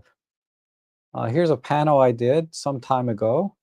It's not even a good pano, but it let me see, where's my more recent stuff? Look at this shot. This was, pretty sure this was a handheld. I can't remember exactly, but I know I didn't have a tripod. I might have been braced against something. That's an awesome picture with the TG5. And of course, you know, the typical landscapes down here. This is another awesome pano I did. I mean, I just love the detail. I love doing panos. By pano, I mean, you know, you take several pictures and you stitch them together. I could have sworn I added some newer stuff in here. I mean, look at all of them. Oh, here's one I did yesterday. Uh, we went to Sandy Point Park, and I used the macro mode, got up really close to this feather, took this shot during the sunrise. And because I'm in macro mode and very close, right, to the subject, I got this blurry background, which it's hard to avoid. It's not desirable in this case, in my opinion. I should have focus stacked or something. If I go back to this beach at sunrise, I'm gonna focus stack this image so I can get everything in focus. Um, there's another awesome shot with the TG5. I did this one yesterday. Here's a pano I did. This is 3 shots that I stitched together, and just beautiful.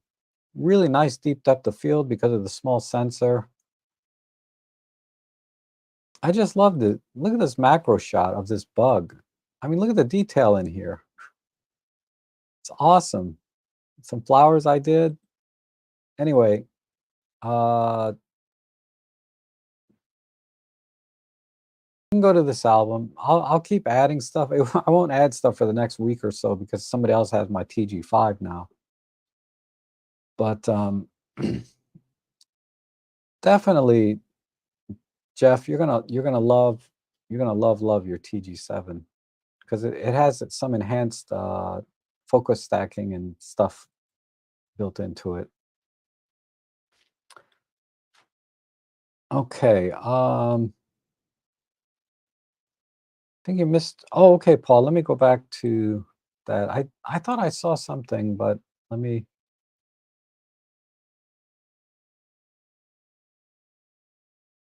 let me go back up and find it real quick. I saw something about Mets, but I didn't think it was a question for some reason.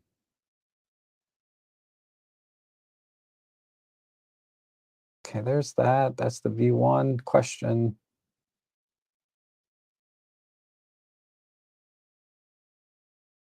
Here it is. I do have an old Mets 45 CT5 and a Tele had 45 to 33, which has the Fresnel lens in. I'm wondering if I can adapt it to my Godox. I have no idea. Uh, let me take a look at it. Mets, Mets. What's it called exactly? The Mets 45-CT5.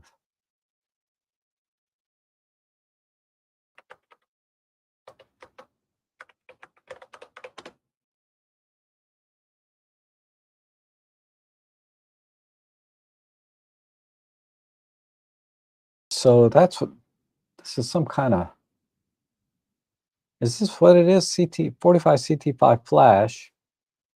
And then the other part of your question was, and the Tele had 45 to 33, which I think has the Fresnel lens. I wonder if I can adapt it onto my Godox flashes. Okay. So you're not talking about the 45 CT5, you're talking about the 45-33. Uh, Tele had 45 to 33.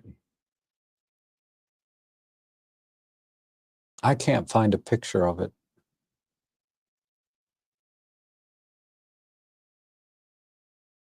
Oh, here's one. So this thing.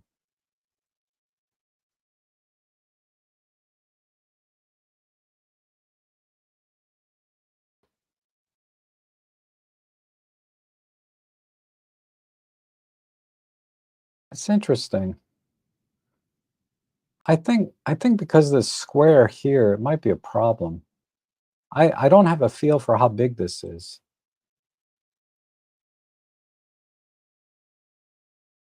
And then you have the Godox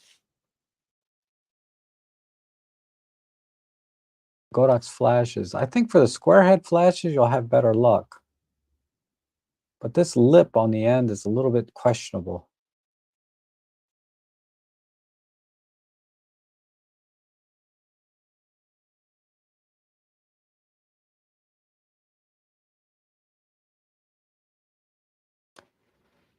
Oh, yeah, this lip over here, you'd have to break this off so that you could put the lens head flush onto the back of this. Sorry. What I'm talking about is this lip right here. You'd have to break this off and sand it off, and then so you can put the flash flush against the back of this.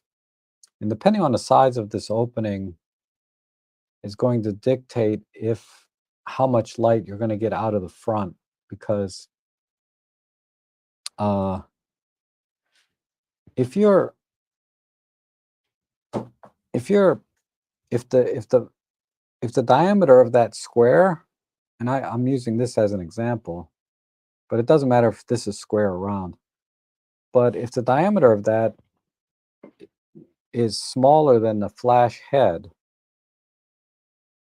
uh, if it cuts off any of the area where the light outputs, you're not going to get that full stop advantage. I don't think. I don't think it's worth it. If the opening on the back of that adapter is bigger than the flash head, whether it's this one or the square one, then you'll be okay. Because what you're doing effectively is, if you're blocking any of the light, other than the obvious intuitive answer to you're going to be blocking light if it doesn't, if it's not big enough, is whenever you do that, it's not too dissimilar than stopping your lens down, right? You're basically stopping down the amount of light that comes out of the front, like just like you would stop down a lens on your aperture on a lens. And it doesn't take much to kill one stop. Like this, if I just do this to this flash, this is probably more than one stop light difference versus if I do this. If I just put one finger in front of my lens, this is probably going to kill more than one stop of light. And any advantage you get of the Fresnel lens on the front is offset by any blockage here. So definitely, uh, that opening of the size is the most important thing. So if that opening is bigger than the flash head, do it. If it's not, forget it.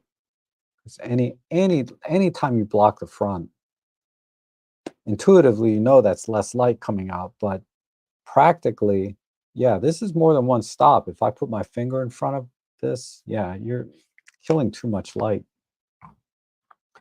Okay, hopefully that makes sense. Let's see. Anything else here? Because I didn't even get into the telephoto stuff, and I'm like 2 hours into this stream. Um, Maurice says the TT350 eats batteries, but been leaning towards the FL600.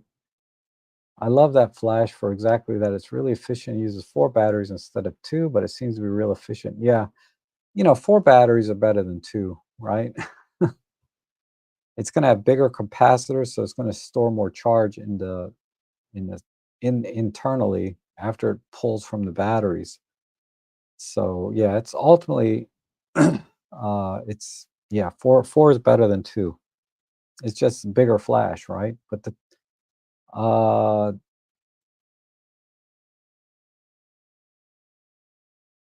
also have a movie light, which is brilliant. Yeah. I assume you mean LED light of some kind. And then David Brown says a macro fan from Poland whose work you should see, Janis Sismansky. He shoots like he's been in macro for decades, but he's new to photography. He's got some primo work. Okay. Um, let me just go over there and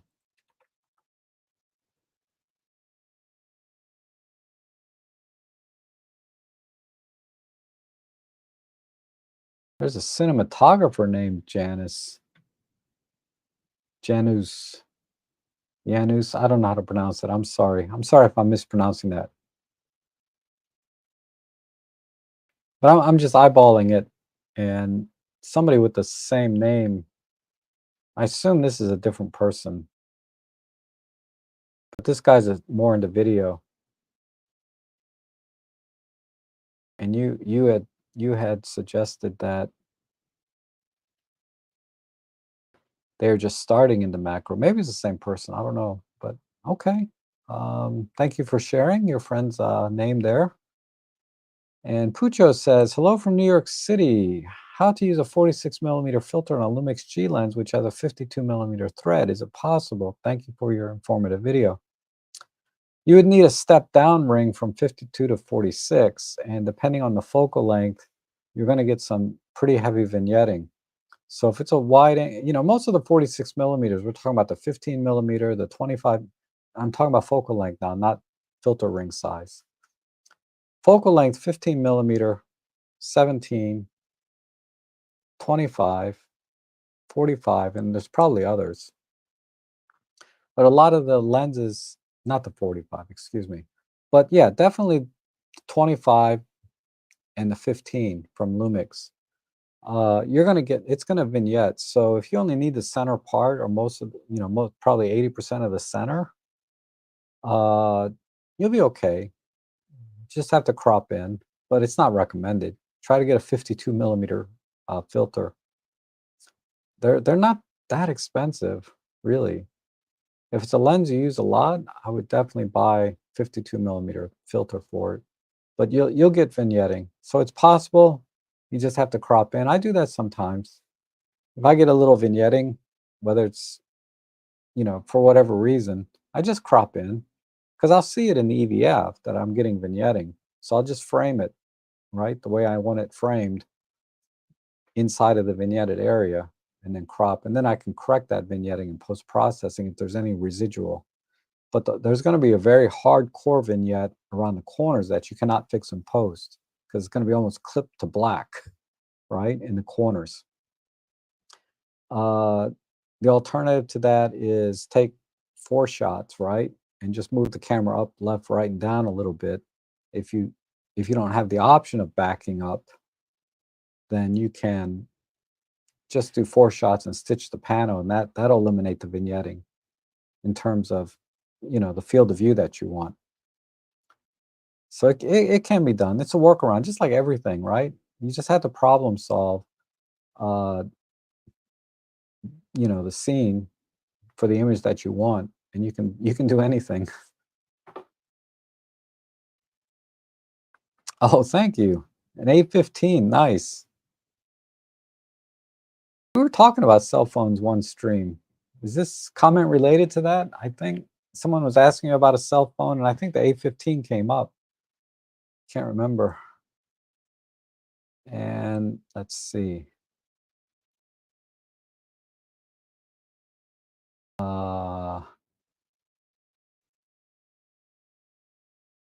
IKTs is big and heavy. Yeah, I think I got it.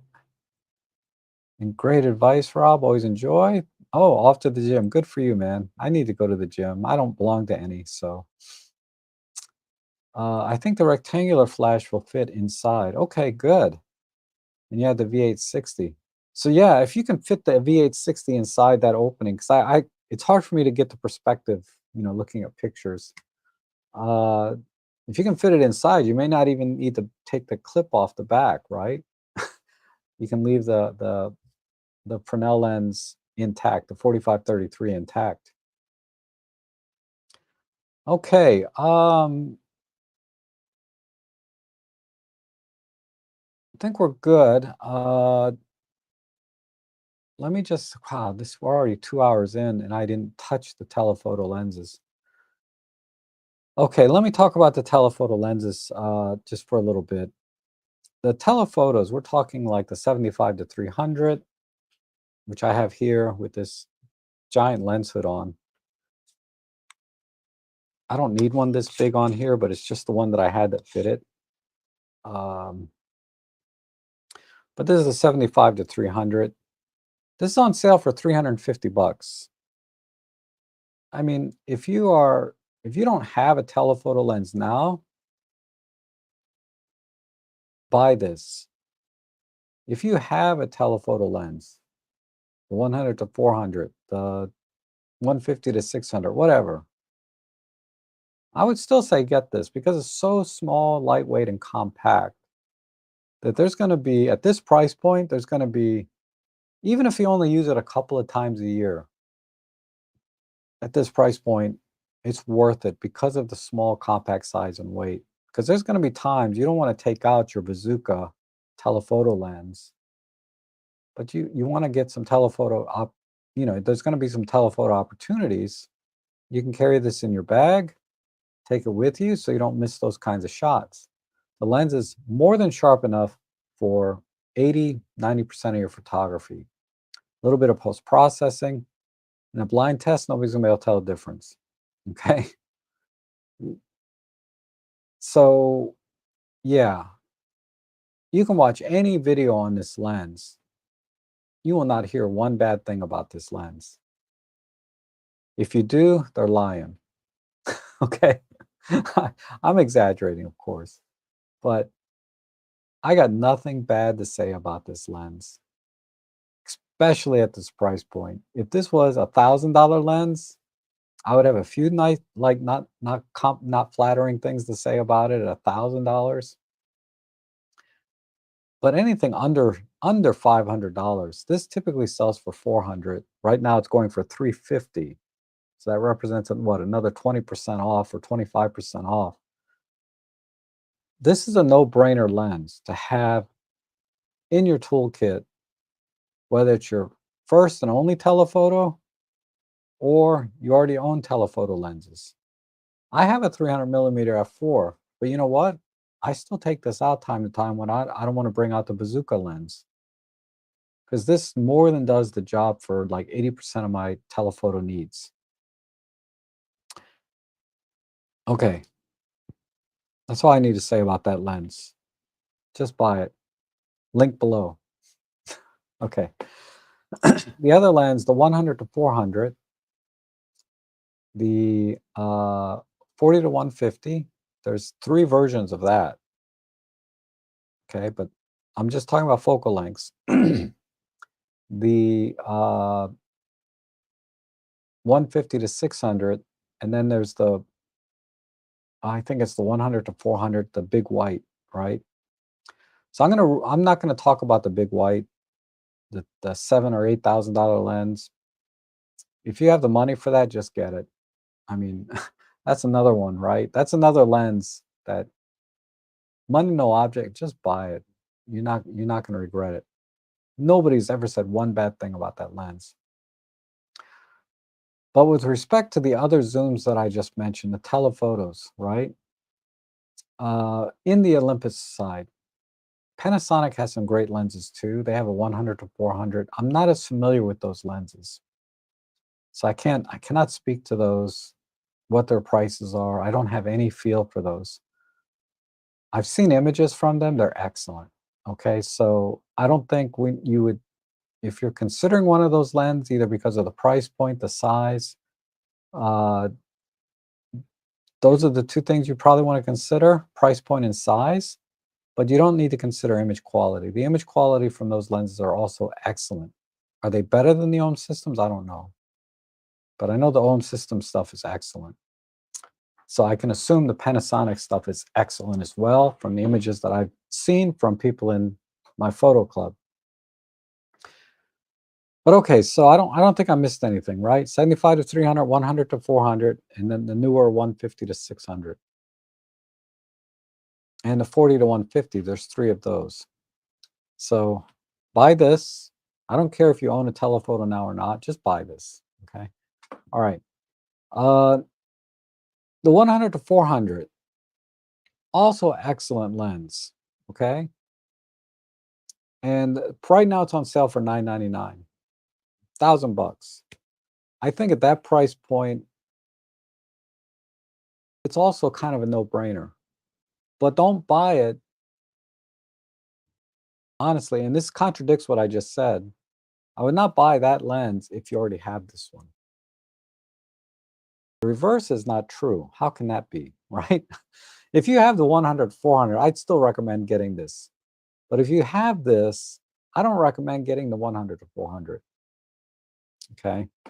I know that seems contradictory, but the reason I say that is I would say skip the 100 to 400 and go for either the 150 to 600, which is twice as much, I know, and bigger, substantially so, or just get a prime 300 millimeter f4. That's where I would go with those two, and I'll go into detail a little bit why, right? Because those lenses are substantially more expensive than the 100 to 400. But the 100 to 400 is substantially more expensive than this, and in my opinion, it's not worth the difference.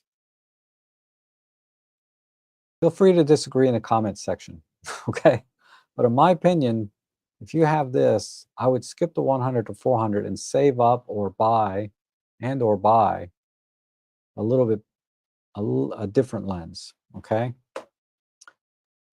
But the 100, 400 in of itself, if you don't have this, go ahead and buy that one. It's an excellent lens. Uh, very sharp. Image stabilization, it's a little crippled, but it's functional. It'll stabilize the shot more than if you don't have it. And it's not terribly bulky, right? I think it's an APS-C lens by design, and it's been adapted or designed for re-engineered for micro four thirds somehow. But uh, that doesn't matter. It's very sharp, and the performance is very good. And I believe it's weather sealed. Don't quote me on that, but I've shot with that lens a few times, on loan from my friend David, and I got nothing bad to say about the lens. It's sharper than the 75 to 300. It has more reach. It has image stabilization, and yeah, it's $1,000. It's not like crazy high expensive for that kind of reach, and it takes teleconverters. This one does not take teleconverters.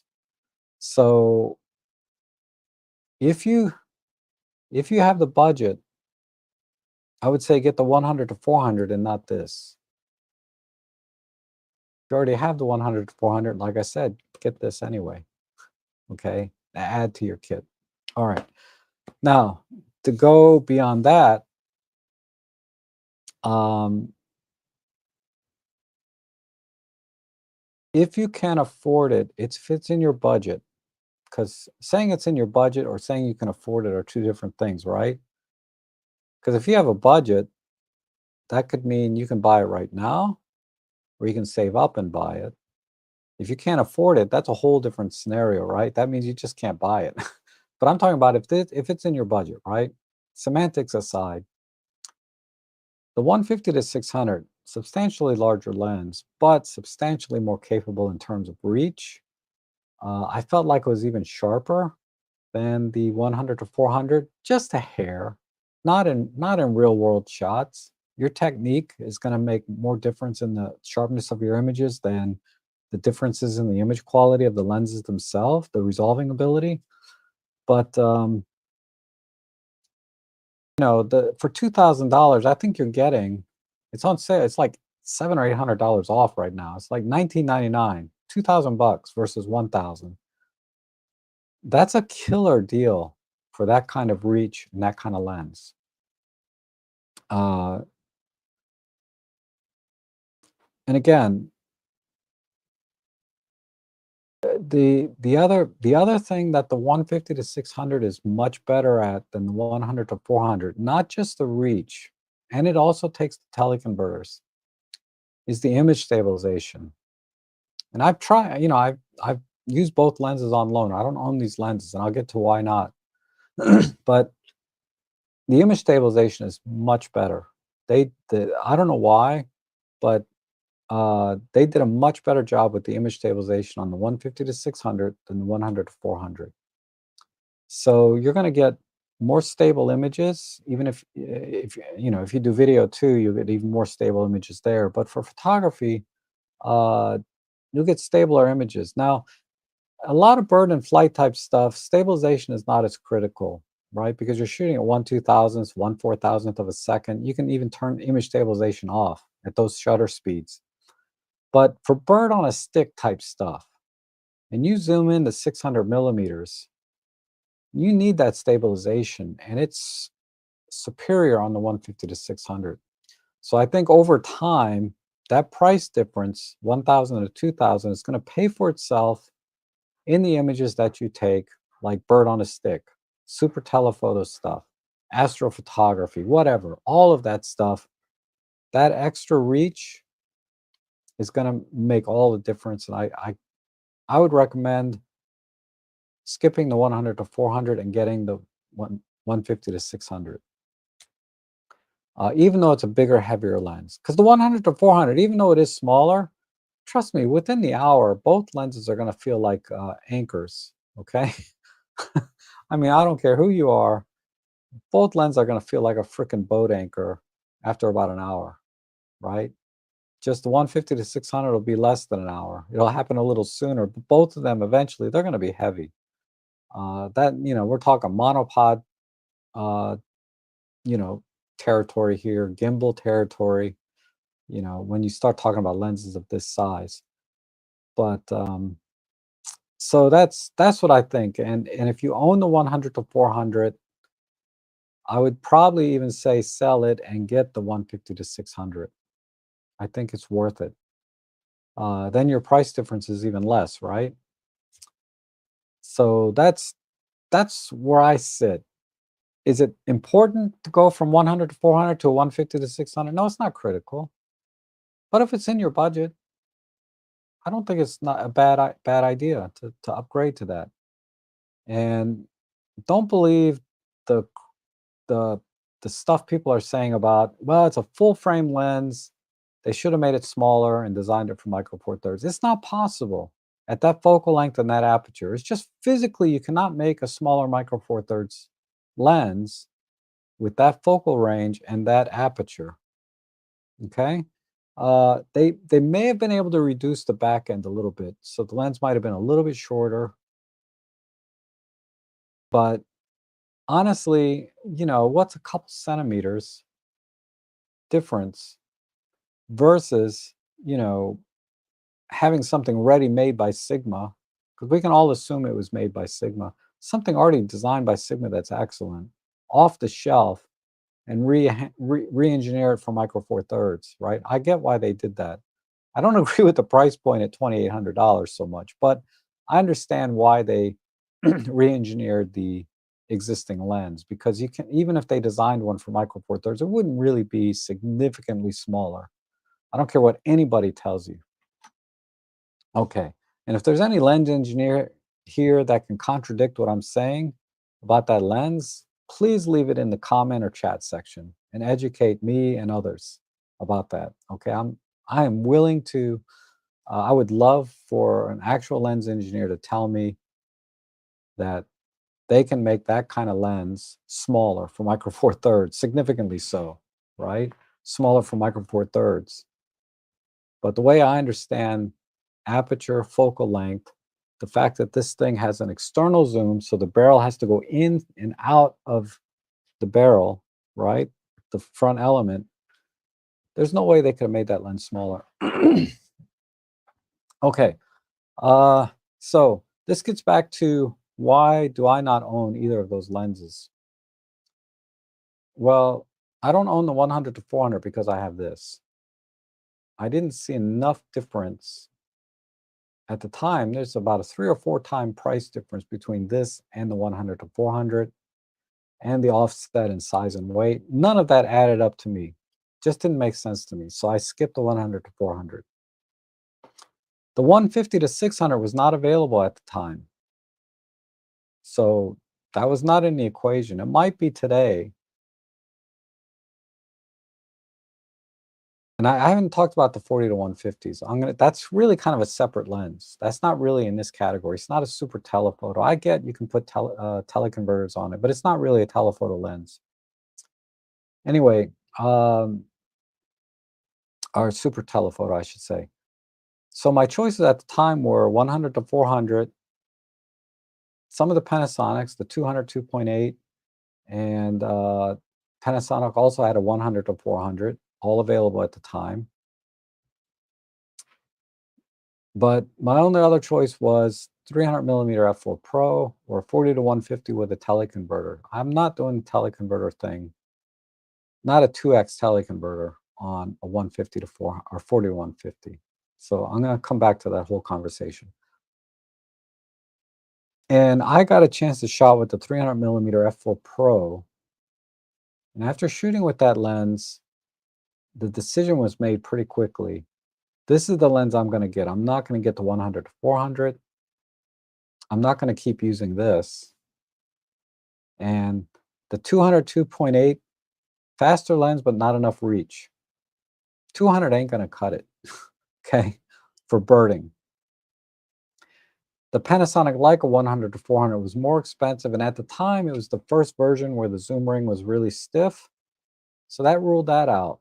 Image quality was fine, and it was a little smaller than the Olympus version, but I'm not going to go out there with a stiff zoom. But after I saw the image quality from the 300 millimeter f4, and then I added a 1.4x teleconverter, which gives me 420 millimeters, I was sold.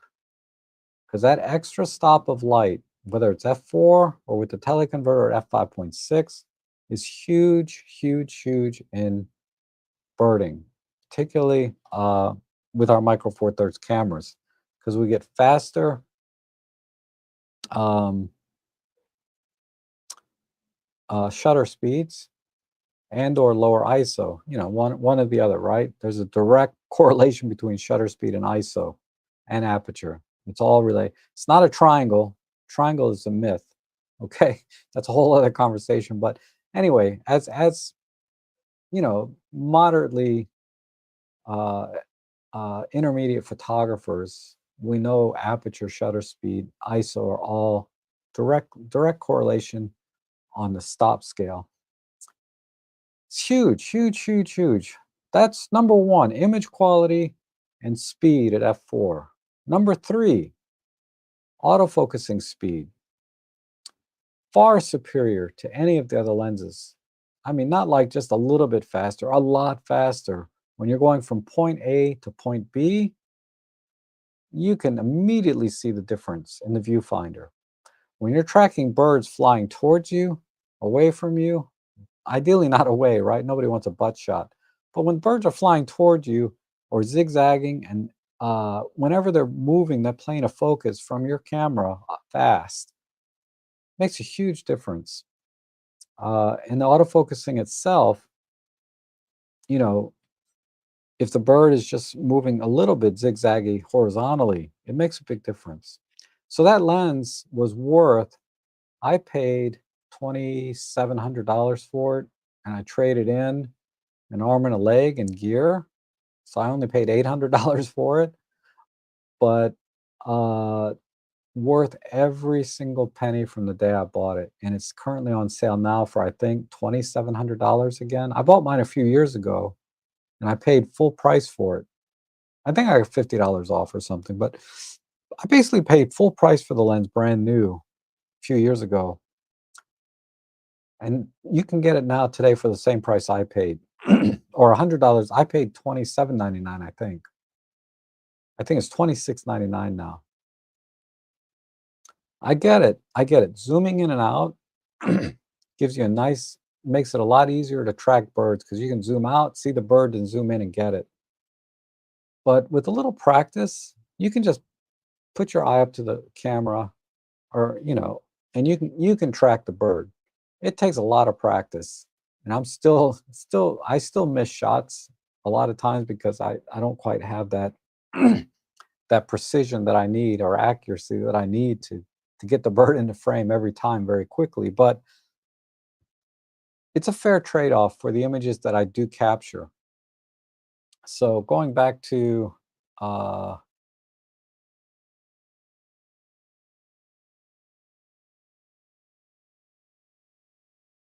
here's one I took yesterday, 300 millimeter f4 with the teleconverter.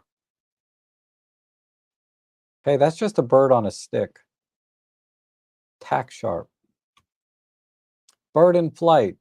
This was not even at a fast enough shutter speed. I'm at 1/1000. I should have been at 1/2000. So the wings are a little bit blurry. Uh, Whoops, chat's in the way. Go to this page and look at this. Okay. Um, it's just flickr.com/robtrek, but I'll put a link in the chat for those of you that are not familiar with my Flickr page. All the EXIF data is there. Okay. I never take the EXIF data out unless I forget, because when I deliver photos to my clients, I take the EXIF data out, but and sometimes I forget to uncheck or check that box when I'm exporting. But for the most part, I try to keep all the EXIF data in the shot. So so sharpness, autofocus speed, uh, image stabilization. I would say the 150 to 600 and the 300 f4 Pro, the image stabilization is pretty equivalent. They're both excellent. Both excellent. Um, I I don't have enough experience with the 150 to 600 to say if it's better, but I think it is. My initial impression is that it is better than the 300, but I don't know for sure. I'm just taking a wild guess. The little bit of time I had with that lens, the image stabilization was really good. Okay, I'm gonna have a Hershey kiss with almond because I'm getting dry mouth. Mm, so good. All right, let me check the chat section, and then we'll talk about the 40 to 150, those three lenses. Okay, some good feedback here. I certainly recommend the Panasonic lens. This 202.8 has the advantage of coming. Oh yeah, I've seen that. It includes the 1.4 teleconverter, so it basically makes it a 280 f4. And the 100 400 is also very sharp and faster and smaller than the OM version. So yeah, I don't think I said anything to contradict that, and the fact that you're reinforcing or sharing your experience, I appreciate that. I don't disagree with anything there. Um, but I decided with the 300 f4 because I shoot Olympus. If I was shooting Panasonic, I'd have definitely went, well, not definitely, but I would have probably go with the 202.8. And I still think about that lens sometimes, but it's just a little bit out of my budget right now.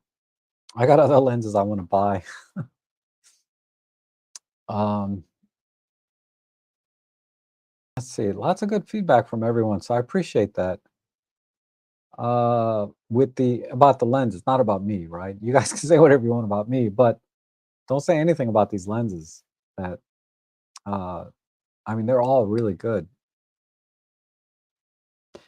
Okay. Um,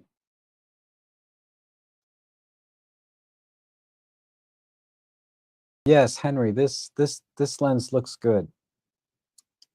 You will not be sorry. If you okay, let me share one more Flickr page. Uh 75 to 300. I have a whole album full of pictures that I took with this lens. Some are better than others. Don't blame the lens, okay? But this is my 75 to 300 gallery. If you have any doubt at all about this lens, if you go to that page, if you look at the majority of my better images, okay, a lot of this me just a photographer, but you look at the image, you'll see what that lens can do. Does anyone know how this lens compares to the 40 to 150 2.8 Pro and teleconverter versus the 150 to 600? Are there any differences? Yeah, that okay, so I'm going to come back to this about the 40 to 150 stuff. Okay, Jan, thanks for stopping in. And Jeff says the 300 F4 Pro is an absolute gem. Thank you. Yes, I couldn't agree more. Uh, Puja says, why do you remove EXIF from paid photography work? What metadata do you keep in your photos? For example, copyright, GPS location. Okay. Typically, I just include copyright info. Um, I don't have any good reason I remove it other than um, I just I just try. Generally speaking, when I deliver a photo to a client and it has my copyright info, even when they, as soon as they post it to their website, whether it's the MLS system or one of the commercial MLS type equivalents, all the EXIF data gets stripped anyway. So including the EXIF data is irrelevant. Um, and it's also partially because I mean I just kind of do it out of habit now, but I'm trying to think. I initially started doing that because I didn't want other photographers to see my trade secrets, like what were my editing, because a lot of times exit data can have editing type stuff in there. I just didn't want to see camera lenses. It's kind of a competitive thing. I don't want them to see what I'm using for gear, you know? Um, I think that's why I initially did it.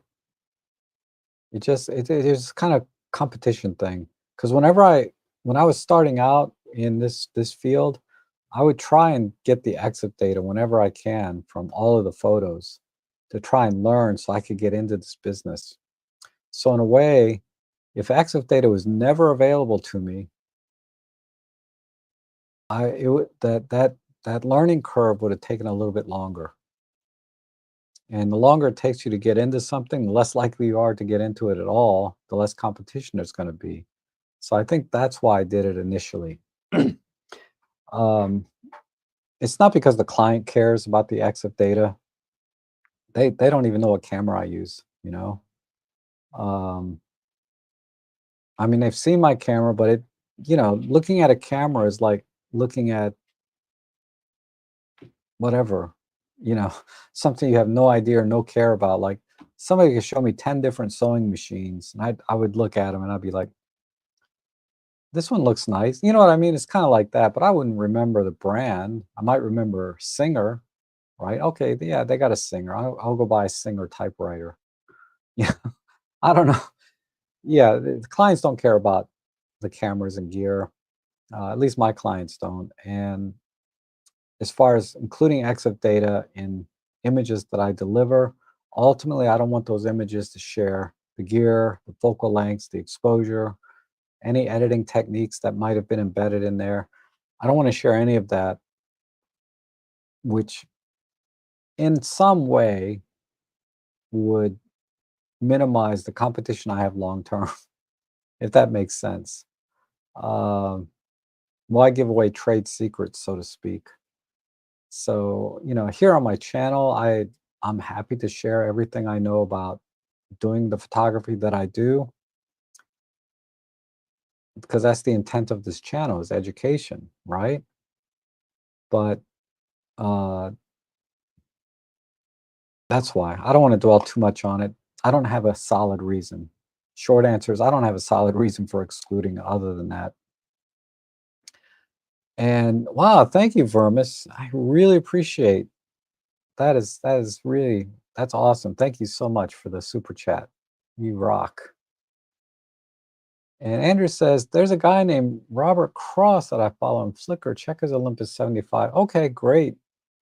That would be awesome. So let me take a look.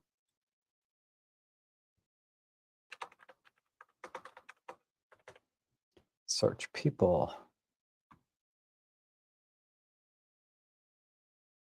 Man, there's a lot of, well, there's 2 or 3 Robert Crosses in here.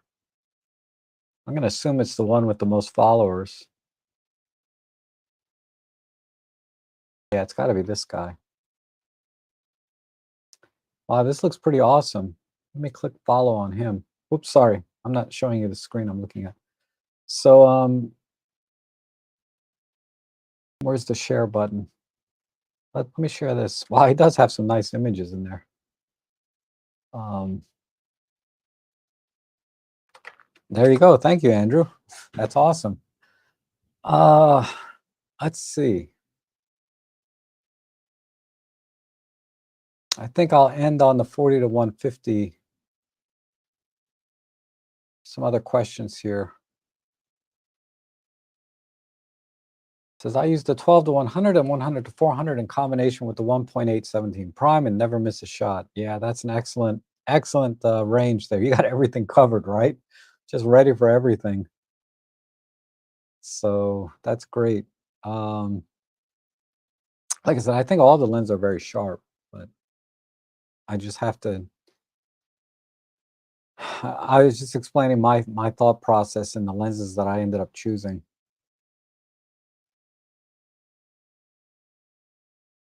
And use that on the OM1 Mark II. I'm tempted. I see the OM1 Mark II now for 1799. It's mildly tempting, but I figure, I'll wait. I'll skip a generation. I'll go from the Mark II to the Mark IV or the Mark III. See what the Mark III brings and make a decision then. And Andrew says, do you use the 75 to 300 much anymore?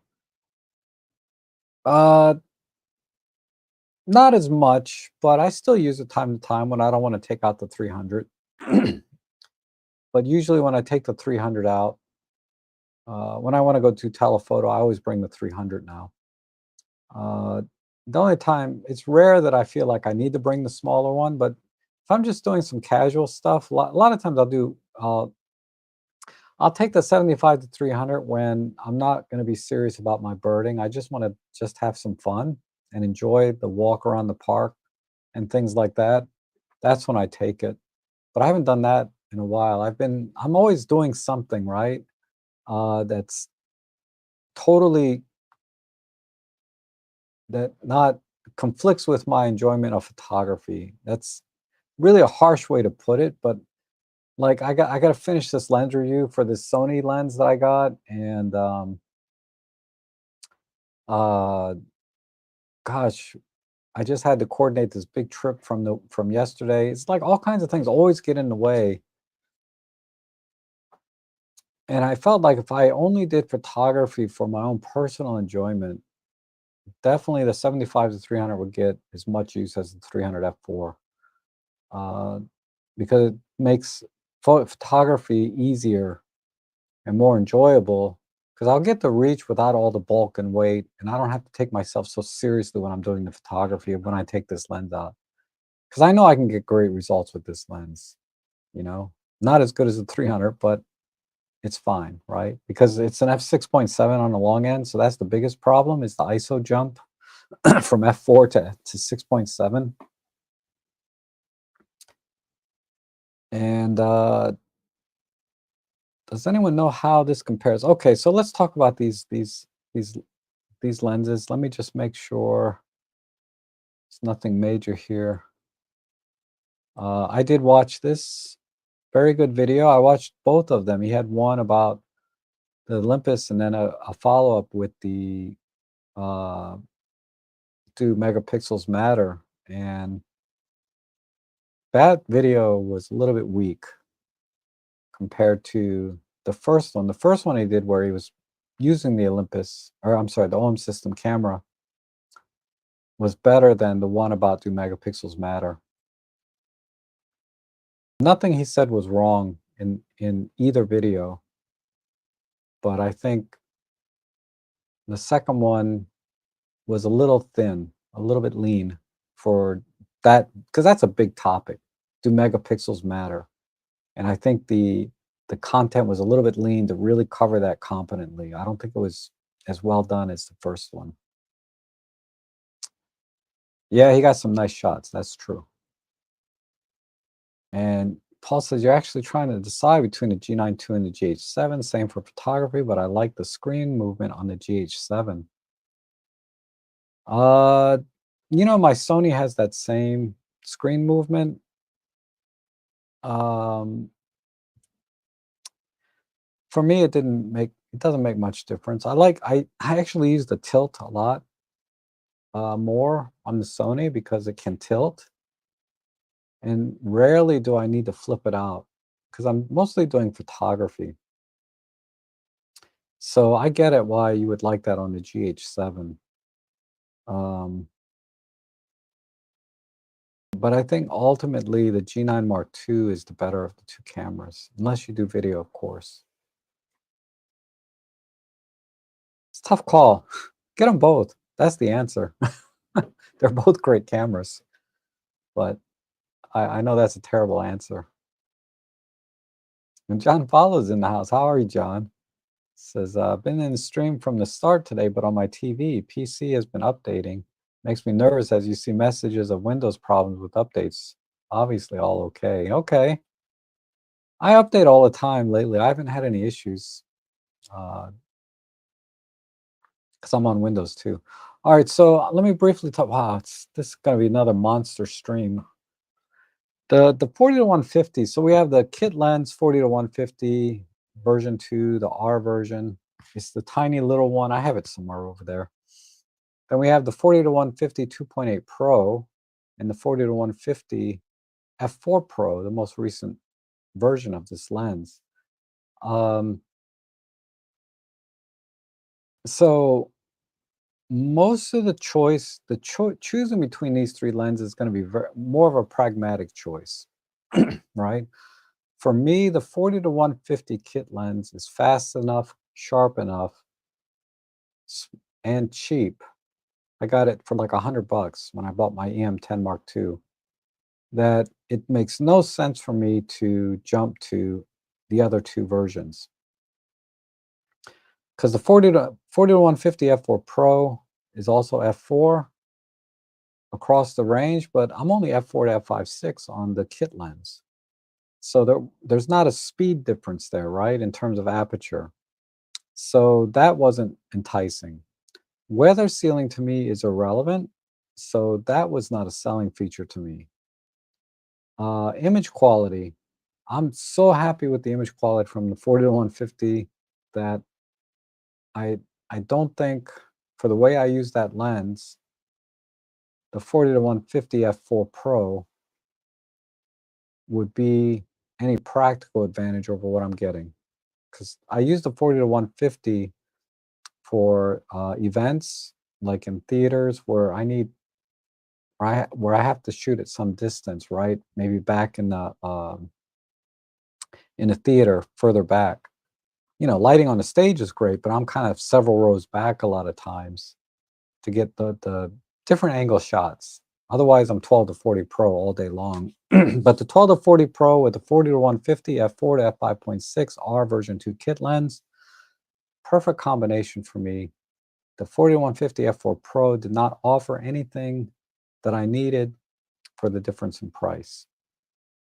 I would certainly use it if it was the same price. I would take that all day long. But when I got mine for $100 a few years ago or many years ago, and it's still working great, no reason to step up to that. Specifically because I don't need weather sealing and it doesn't take teleconverters. Okay, the 40 to 150 f 2.8 Pro, very strong light advantage, right? Because at 150 millimeters, you're still at f2.8, whereas on my lens, I'm at f5.6. So there's a full two-stop advantage. That's huge, okay? Uh, but for the kind of photography I'm doing, almost irrelevant. Because like I said, I'm using my lens for uh, event type photography.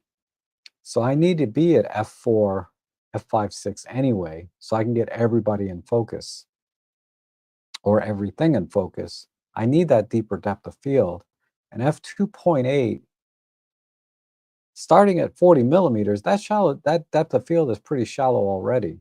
Micro Four Thirds are not. It's too shallow for a lot of event photography at f2.8. So I'm going to be stopping that lens down to f4, at 5.6 anyway.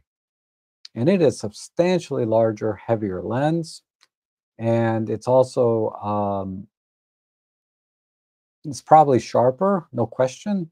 All of the good things about that lens, it's better in every way, except for the way that I use it.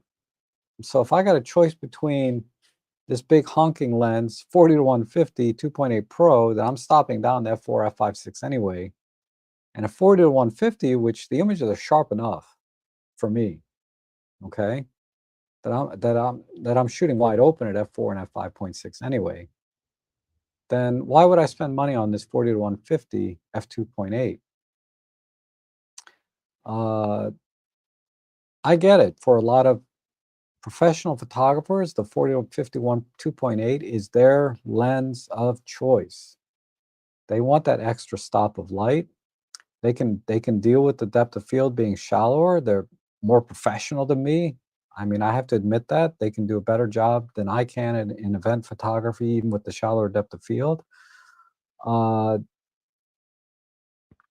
I'm not quite as experienced using doing event photography. I only do 3, 4 events a year, tops. You know, uh, so I've only done 2 this year. I got 1 more planned, and that's probably it for me. So from a business standpoint, it makes no sense for me to buy that lens. So I would say if you're just starting out, you got an EM10, OM5, get the 40 to 150 kit lens, 200 bucks full price, still a good deal. But you can typically get 150 to $100. You know, between 100 and $150, it's a no-brainer. I don't care what other zoom lens you have. That's another lens you should just buy because it's so cheap. It's not on sale right now, ironically.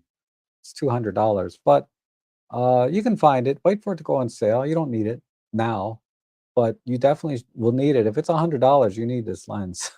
Okay, sounds stupid, but it's true.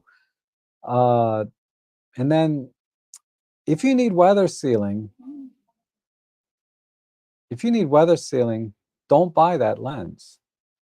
Then get the 40 to 150 f4 Pro if you need weather sealing.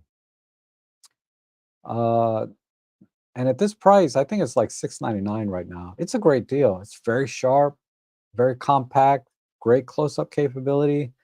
Uh, and again, the weather sealing and a constant f4. So for some video work, I guess that makes sense. You know, if you do video, you might appreciate that more. But yeah, now's a good time to get that lens. You know, it's rarely that cheap. I've seen it for as low as I think 650. It might have been 599 last month, but 699 is a good deal, regardless for a lens like that. Stepping up to the 2.8 Pro is if you know you need that much light, an f2.8, and you want that shallower depth of field for your portrait work, uh, f2.8 makes a lot of sense for portrait, like individuals, maybe even couples. That kind of photography, you can get away with f2.8 because you can pretty much guarantee to get people on the same focal plane, and you can shoot at f2.8 and get everybody in focus and get a really beautiful image with a shallow depth of field. That's why a lot of event photographers love that 40 to 152.8. It is their workhorse lens. And it has the flexibility of using teleconverters, right? So you can put the 1.4 in there, the 2.0, and the quality of that is still really good. Good enough that you probably don't need to buy, you know, the 100, the 400, the whatever, you know, unless you want to. You will get sharper images from any of the super telephoto zooms than you ever will with a 40 to 150 and a teleconverter.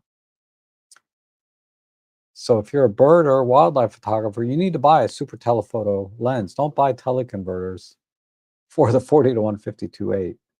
Okay, you can still get great results, but I don't think anyone will argue with that.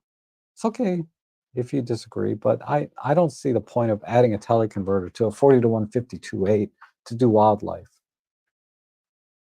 Unless you already own that lens. If you already own the 40 to 150 2.8, then it probably makes sense to buy the teleconverter and skip the 100 to 400, right? Another reason to skip the 100 to 400.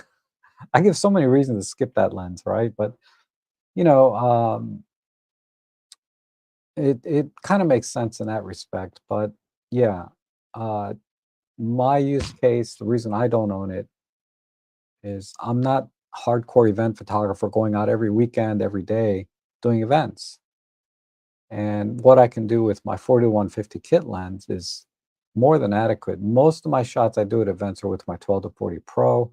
If I'm going to do any wildlife photography, um, I'll probably bring my 75-300. The 40-150, the 40-150 is just kind of more of a just kind of a mid-range telephoto that's great for events and people type photography, not wildlife, I would say. So those are my thoughts on those lenses. And I'll take some few more questions, then we'll wrap it up. Uh, Rob Trek, hello from the UK. Oh, sorry, I saw that one, but yep, good to see you, John.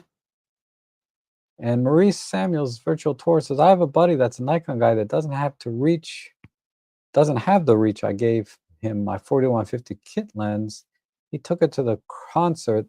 They let him in under press. He was getting close shots that his big boys couldn't get. Yeah, see? I mean, this lens, I should mention, I should give some very, very honorable mentions to some other lenses. But here's the 40-150 kit lens with the lens hood on it. If I take this off, it's just minuscule. This lens is minuscule. Here's the 12-40 Pro. You know what I mean? And this lens is awesome. Okay, I'm going to give an honorable mention here to the Panasonic 35-100 2.8. The reason I can't give it like uh, the same airtime that I gave all the Olympus lenses because I just got this lens. It was a gift from Marco. But this is going to replace my 40-150 for my event photography. I don't really need that 100, that range between 100 and 150. I don't really need that for event photography, especially because this is 2.8. Being a full 2 stops faster on the long end, I can just crop in a little bit and get that extra 30% or so. um, internal zoom, so it doesn't zoom in and out. So if I zoom this all the way out, look at that. This is actually a bigger lens, right? Because I have to zoom it out. I get it. It's 150. Let me put it at 100. So I have this at 100 millimeters. This one will do 100 millimeters. So this is still a bigger lens. And this is not that heavy. This is heavier, but it's not that heavy to begin with. So honorable mention is an understatement for this lens. This lens is excellent, okay?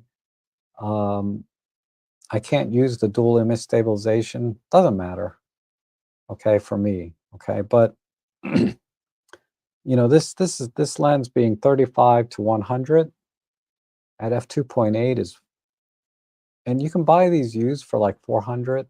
You can get them brand new for like 900. I'm waiting for a good sale for some other Panasonic lenses. Like I want to get the 15 1.7.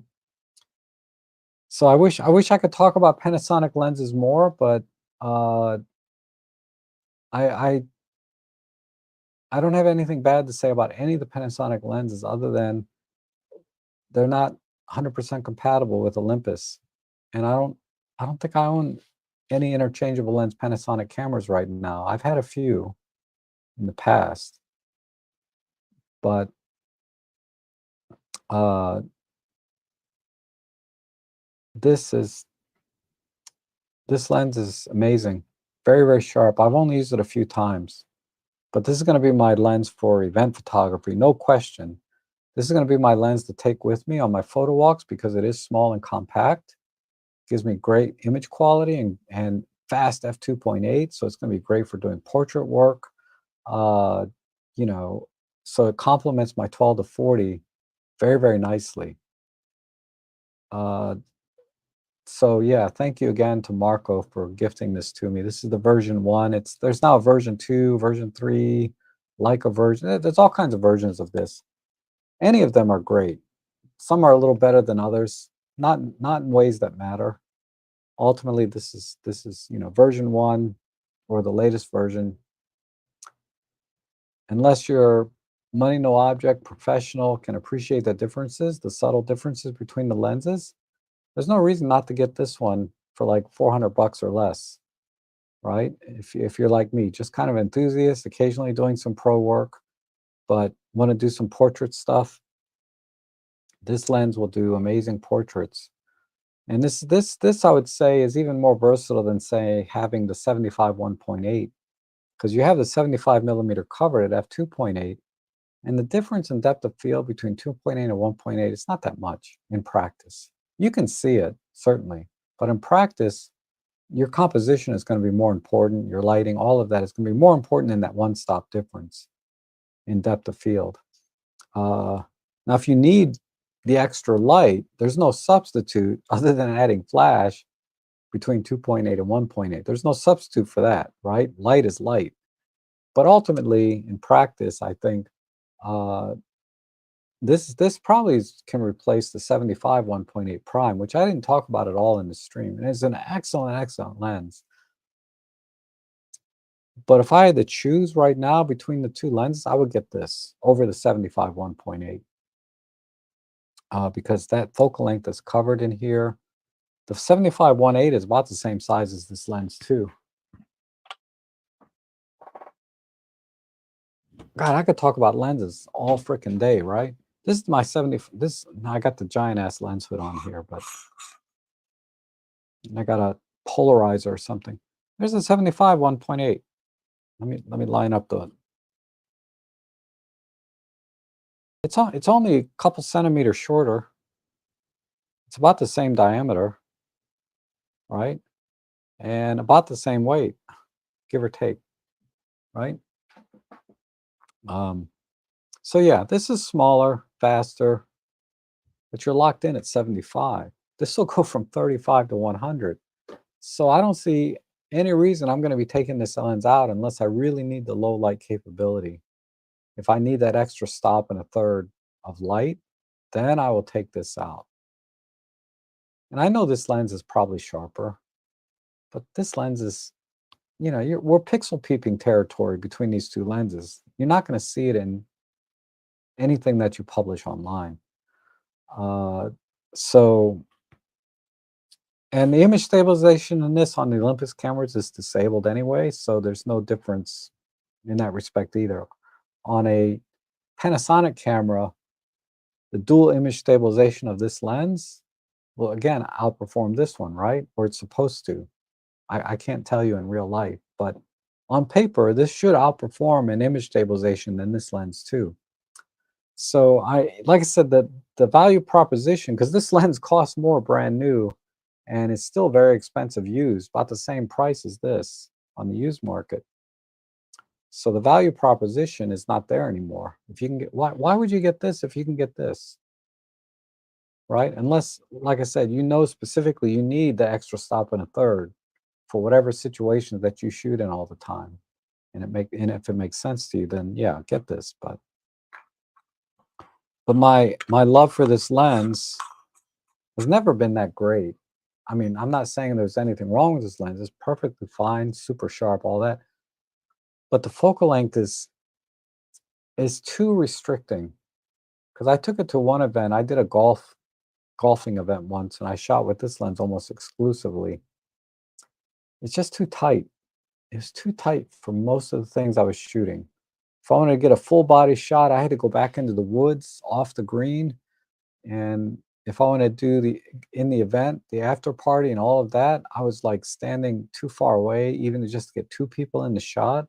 So, it didn't work for me too well doing event photography, even events in big open spaces, like at a golf event where I'm shooting people on the field. It was either too short, way too short. I needed my 300 millimeter for a lot of shots, or it was too tight. So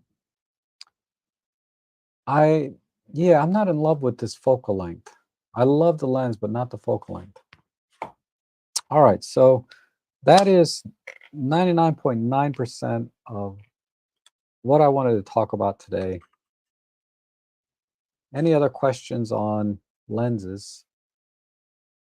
I still got 5 more minutes of energy here. I'm good for another 5, 10 minutes. Uh, yeah, on the northwest corner, yeah. So when we were talking about the 40 to 150 weather sealing, if you need it, you have to get the 40 to 150 f4 Pro at a minimum.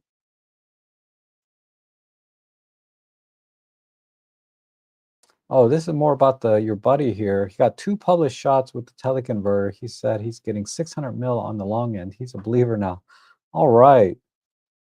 See, that's what I'm saying. It's like if people that know what they're doing, because obviously your friend is a competent photographer, even though he's not familiar with maybe Micro Four Thirds, because he shoots Nikon. Any competent photographer can get a good shot with any camera.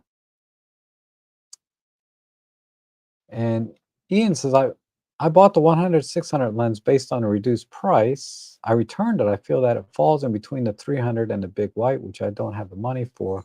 Just too big, sticking with the 300. Yeah, me too. 300, but get the 1.4x teleconverter, and that'll mitigate the need for the 600, what the 600 can do. But hopefully, if you can, share what you thought about the image stabilization, um, and the sharpness compared to your 300, because I've shared my thoughts, but I'm sure people would like to hear your thoughts as well, because you might seem more unbiased than I am just because I'm online, right? Okay, Jeff had to go. We'll see you. Thanks for dropping in. And uh,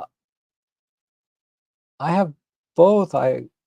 But I will say, because I don't do a lot of portraits, that 2.8 and you pull the model back, chef's kiss.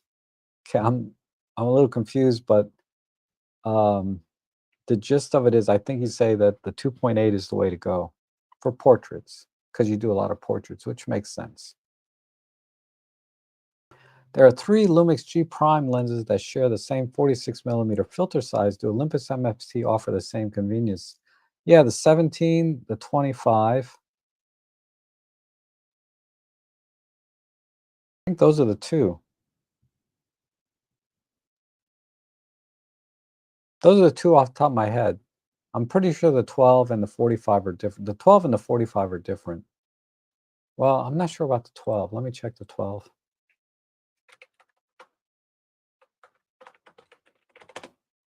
Let me see. Okay, so yeah, 3 of them. The 12, the 17, and the 25 are 46 millimeter thread, but not the 45. The 45 is smaller, if I recall correctly. I don't have to recall. I can just look it up. 45.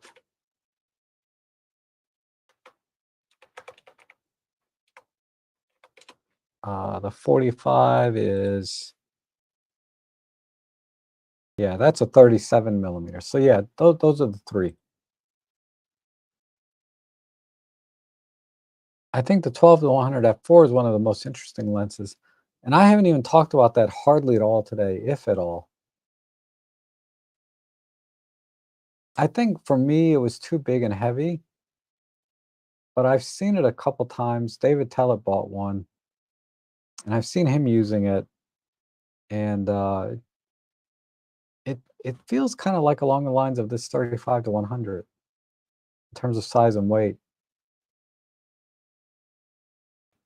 That could potentially be, if I wanted a single lens solution at an event, the 12 to 100 would do it. It's just that it's $1,000. Uh, so again, it really depends what you're going to be doing in your photography. If you do, if you want the one do-it-all lens, I think 12 to 100 f4 is that lens. Has the image stabilization sync, super sharp at all focal lengths, wide open. And the only trade-off is the size and weight, which has always been the deal breaker for me. Um, so right now it's $9.99, and yeah, 72 millimeter filter front thread, 561 grams. So it's actually not so bad.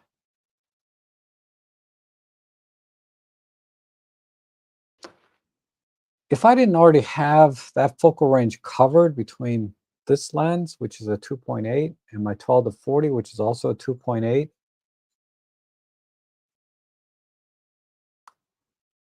and I did events a lot more, I would definitely not bring these two and bring the 12 to 100 f4 Pro. Then I could have a one lens solution for all my event photography. But as a business, it doesn't make any sense for me. Like I said, I do 3, 4 events a year. Why would I buy another lens? Because these two lenses are excellent as they are individually, right?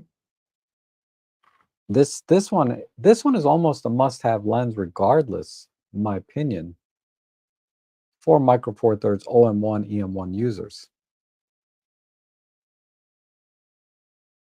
But that's not to say the 12 to 100 couldn't replace this.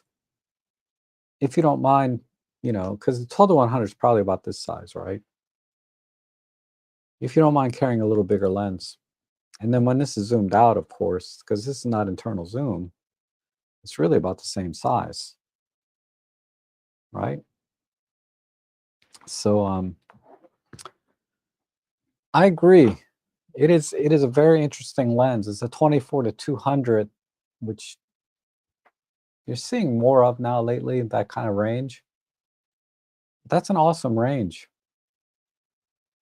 at a constant f4 with excellent image quality for $1,000. I mean, it's almost like I'm talking myself into it now, but I don't need it. I got 2.8s. I have to swap lenses to do it, but I've got my 2.8s. And I think my next lens, I think, is going to be the 12 to 45 Pro, or because I want something smaller for like my Pen F, a 12 to 45 Pro to replace the kit lens that I use all the time. Or, and my EM5 Mark III and my EM5 Mark, excuse me, told you I was only good for about 5, 10 more minutes. My EM5 Mark II, I want to get the 12 to 45 Pro, but I'm also torn on the Panasonic 15 millimeter f1.7. I really like that focal length. It's not quite 28, but close enough. But yeah, between 20 and 35, I like that sort of wider angle without all that distortion that like a 12 or my 7 to 14 does, right? Um, so I'm kind of torn, the 15 Lumix or the 12 to 45 Pro. Both of them are about the same price on eBay. And both of them would solve a lot of problems for me. Not problems, but would add to my enjoyment of photography. Uh, I think I would really love either of those lenses, if not both. The solution is just buy both. If I just buy both, then I don't have to like deal with this, like which one should I get? Do I spend my money on this first or on this one? On this one or this one? If I just made a decision to buy both, I could probably put a year of my life back on track. That's worth 400 bucks, right? But the way I see it now is I'll probably go another year trying to decide between the two. And then in between spend, thousands of dollars on stuff I probably don't need or want so much. But anywho, Rumi says the 4150 kit piques my interest, but I also have the Lumix 35 to 100. Yeah, it's too much overlap. Definitely. I would skip it. I agree. Paul says it is frustration that features on panny lenses are restricted by OM, particularly burst speeds and focus stacking. Yeah, exactly. And that's a lot of the reason I didn't consider lenses. I didn't look into them too deeply. Uh, for my 25 that I bought, I don't care about focus stacking and burst speeds. That's just sort of a general purpose lens. But it would bother me if I had a telephoto lens or a macro lens or something, that it's going to be limited because I'm using Olympus or OM system. And Serge, how you doing, Serge? I'm thinking about buying the Viltrox 16 1.8 for my Sony A7 III. Has anyone got experience with it? Oh, not me. Um, but if you go to what's his name, if you haven't seen it already, he does a good job. I can't remember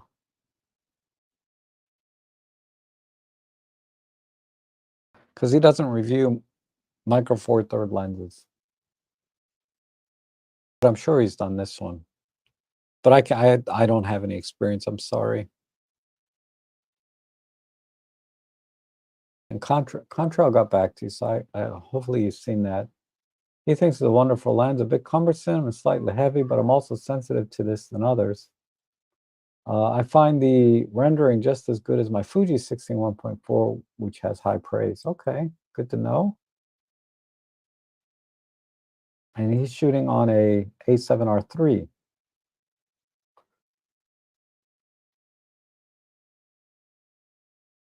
And my battery, yeah, my battery light is blinking. Like I said, I only have about 5 minutes left in me, and I'm already 7 minutes over that. So I'll end it here. Christopher Frost. Thank you.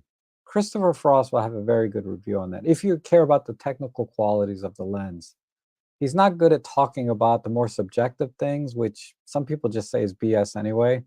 But the technical quality of the lens, Christopher Frost, the magic to his video is the consistency from lens to lens to lens. So if you want to compare lens A to lens B, there is no better channel to go to because of that consistency in his methodology. If you want to talk about, you know, uh, loosey-goosey, subjective, color rendering, and all that other stuff, uh, I'll be happy to talk to you about that. Because you can't prove me right or wrong. I can say whatever I want. So that's why I like Christopher Frost, right? Is that consistency. And then another good channel, of course, always is if you can find anything by Chris Nichols. He does kind of a good overview and in a more entertaining way. Uh, and if Viltrox sends me a 16 millimeter lens, I'll probably be closer to the Christopher Frost style, looking at the technical qualities, but kind of giving my own spin to it. So, but ultimately, Christopher Frost is probably the best. And I think for autofocus and things like that, I think other people do that better. What's that guy? Hybrid Shooter does a pretty good job with the autofocus comparisons. Also, Gordon Lang is also one of the best in the business for that. Gordon Lang is, yeah, he does a good job too. But he doesn't do as many specific lens reviews, I don't think. Yeah, Christopher Frost is pretty much it in term, and then there are several others. I can't remember their names.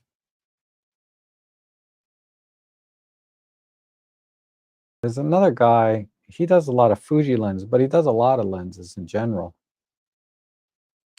His name will come to me. He does a good job too.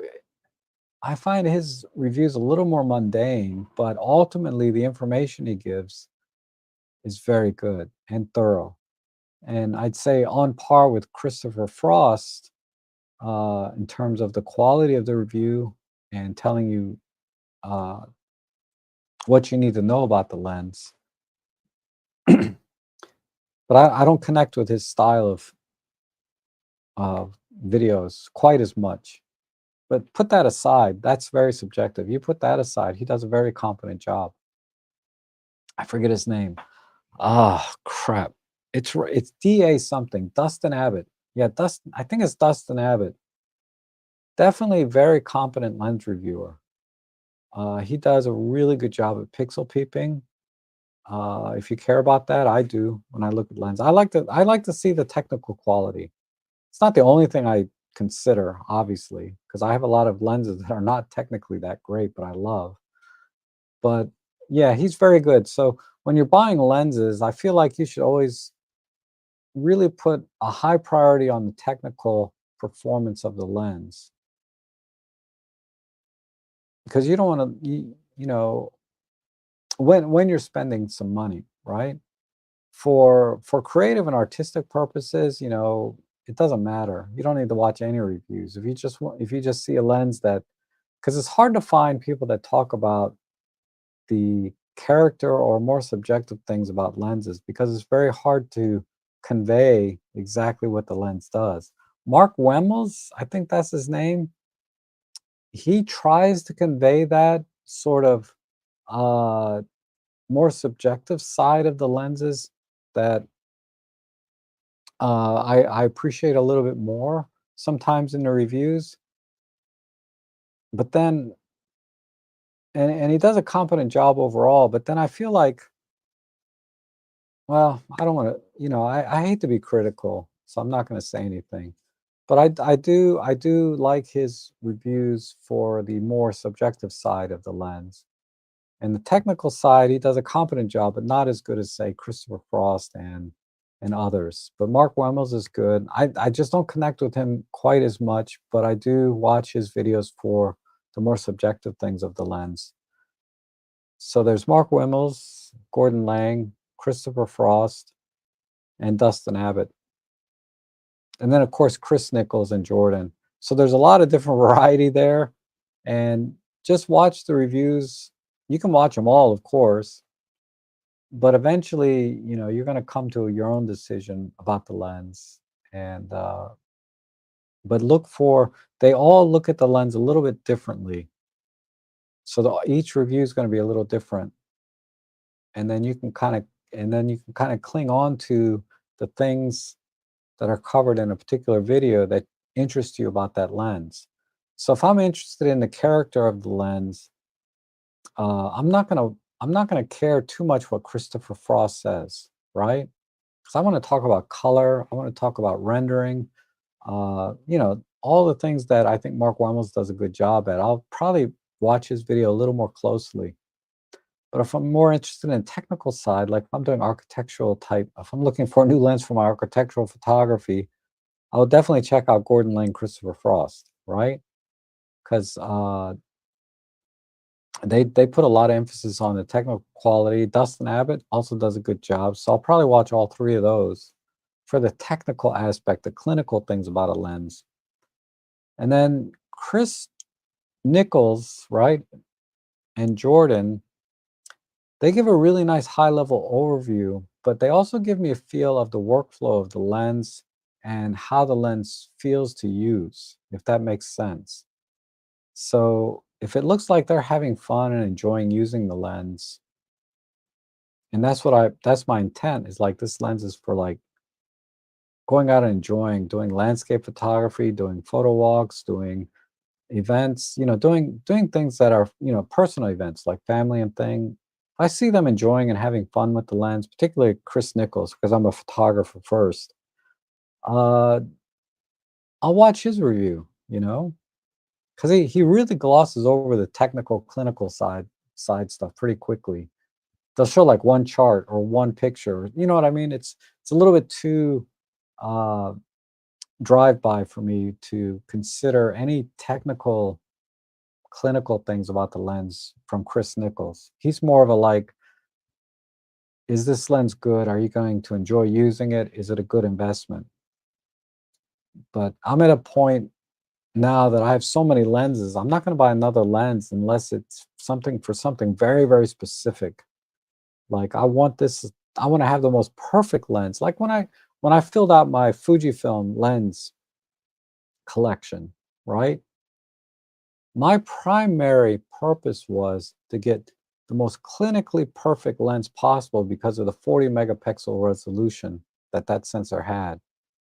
So I paid very close attention to Dustin Abbott and Christopher Frost reviews because they're very clinical. Chromatic aberration, flaring, corner vignetting, all of that stuff.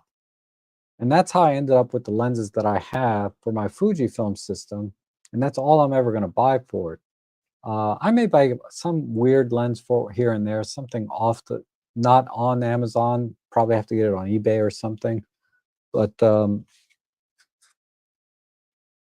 you know, and anyway, I hope that all makes sense. I think, like I said, my battery's gone. So thanks everybody for watching. I hope that was helpful, and you guys have a great rest of your week. I'll probably be back on Friday, and I'll try and share some more images. But I post to Flickr and Instagram, so you can look at those if you want to see what I've been up to lately. So you guys have a great week.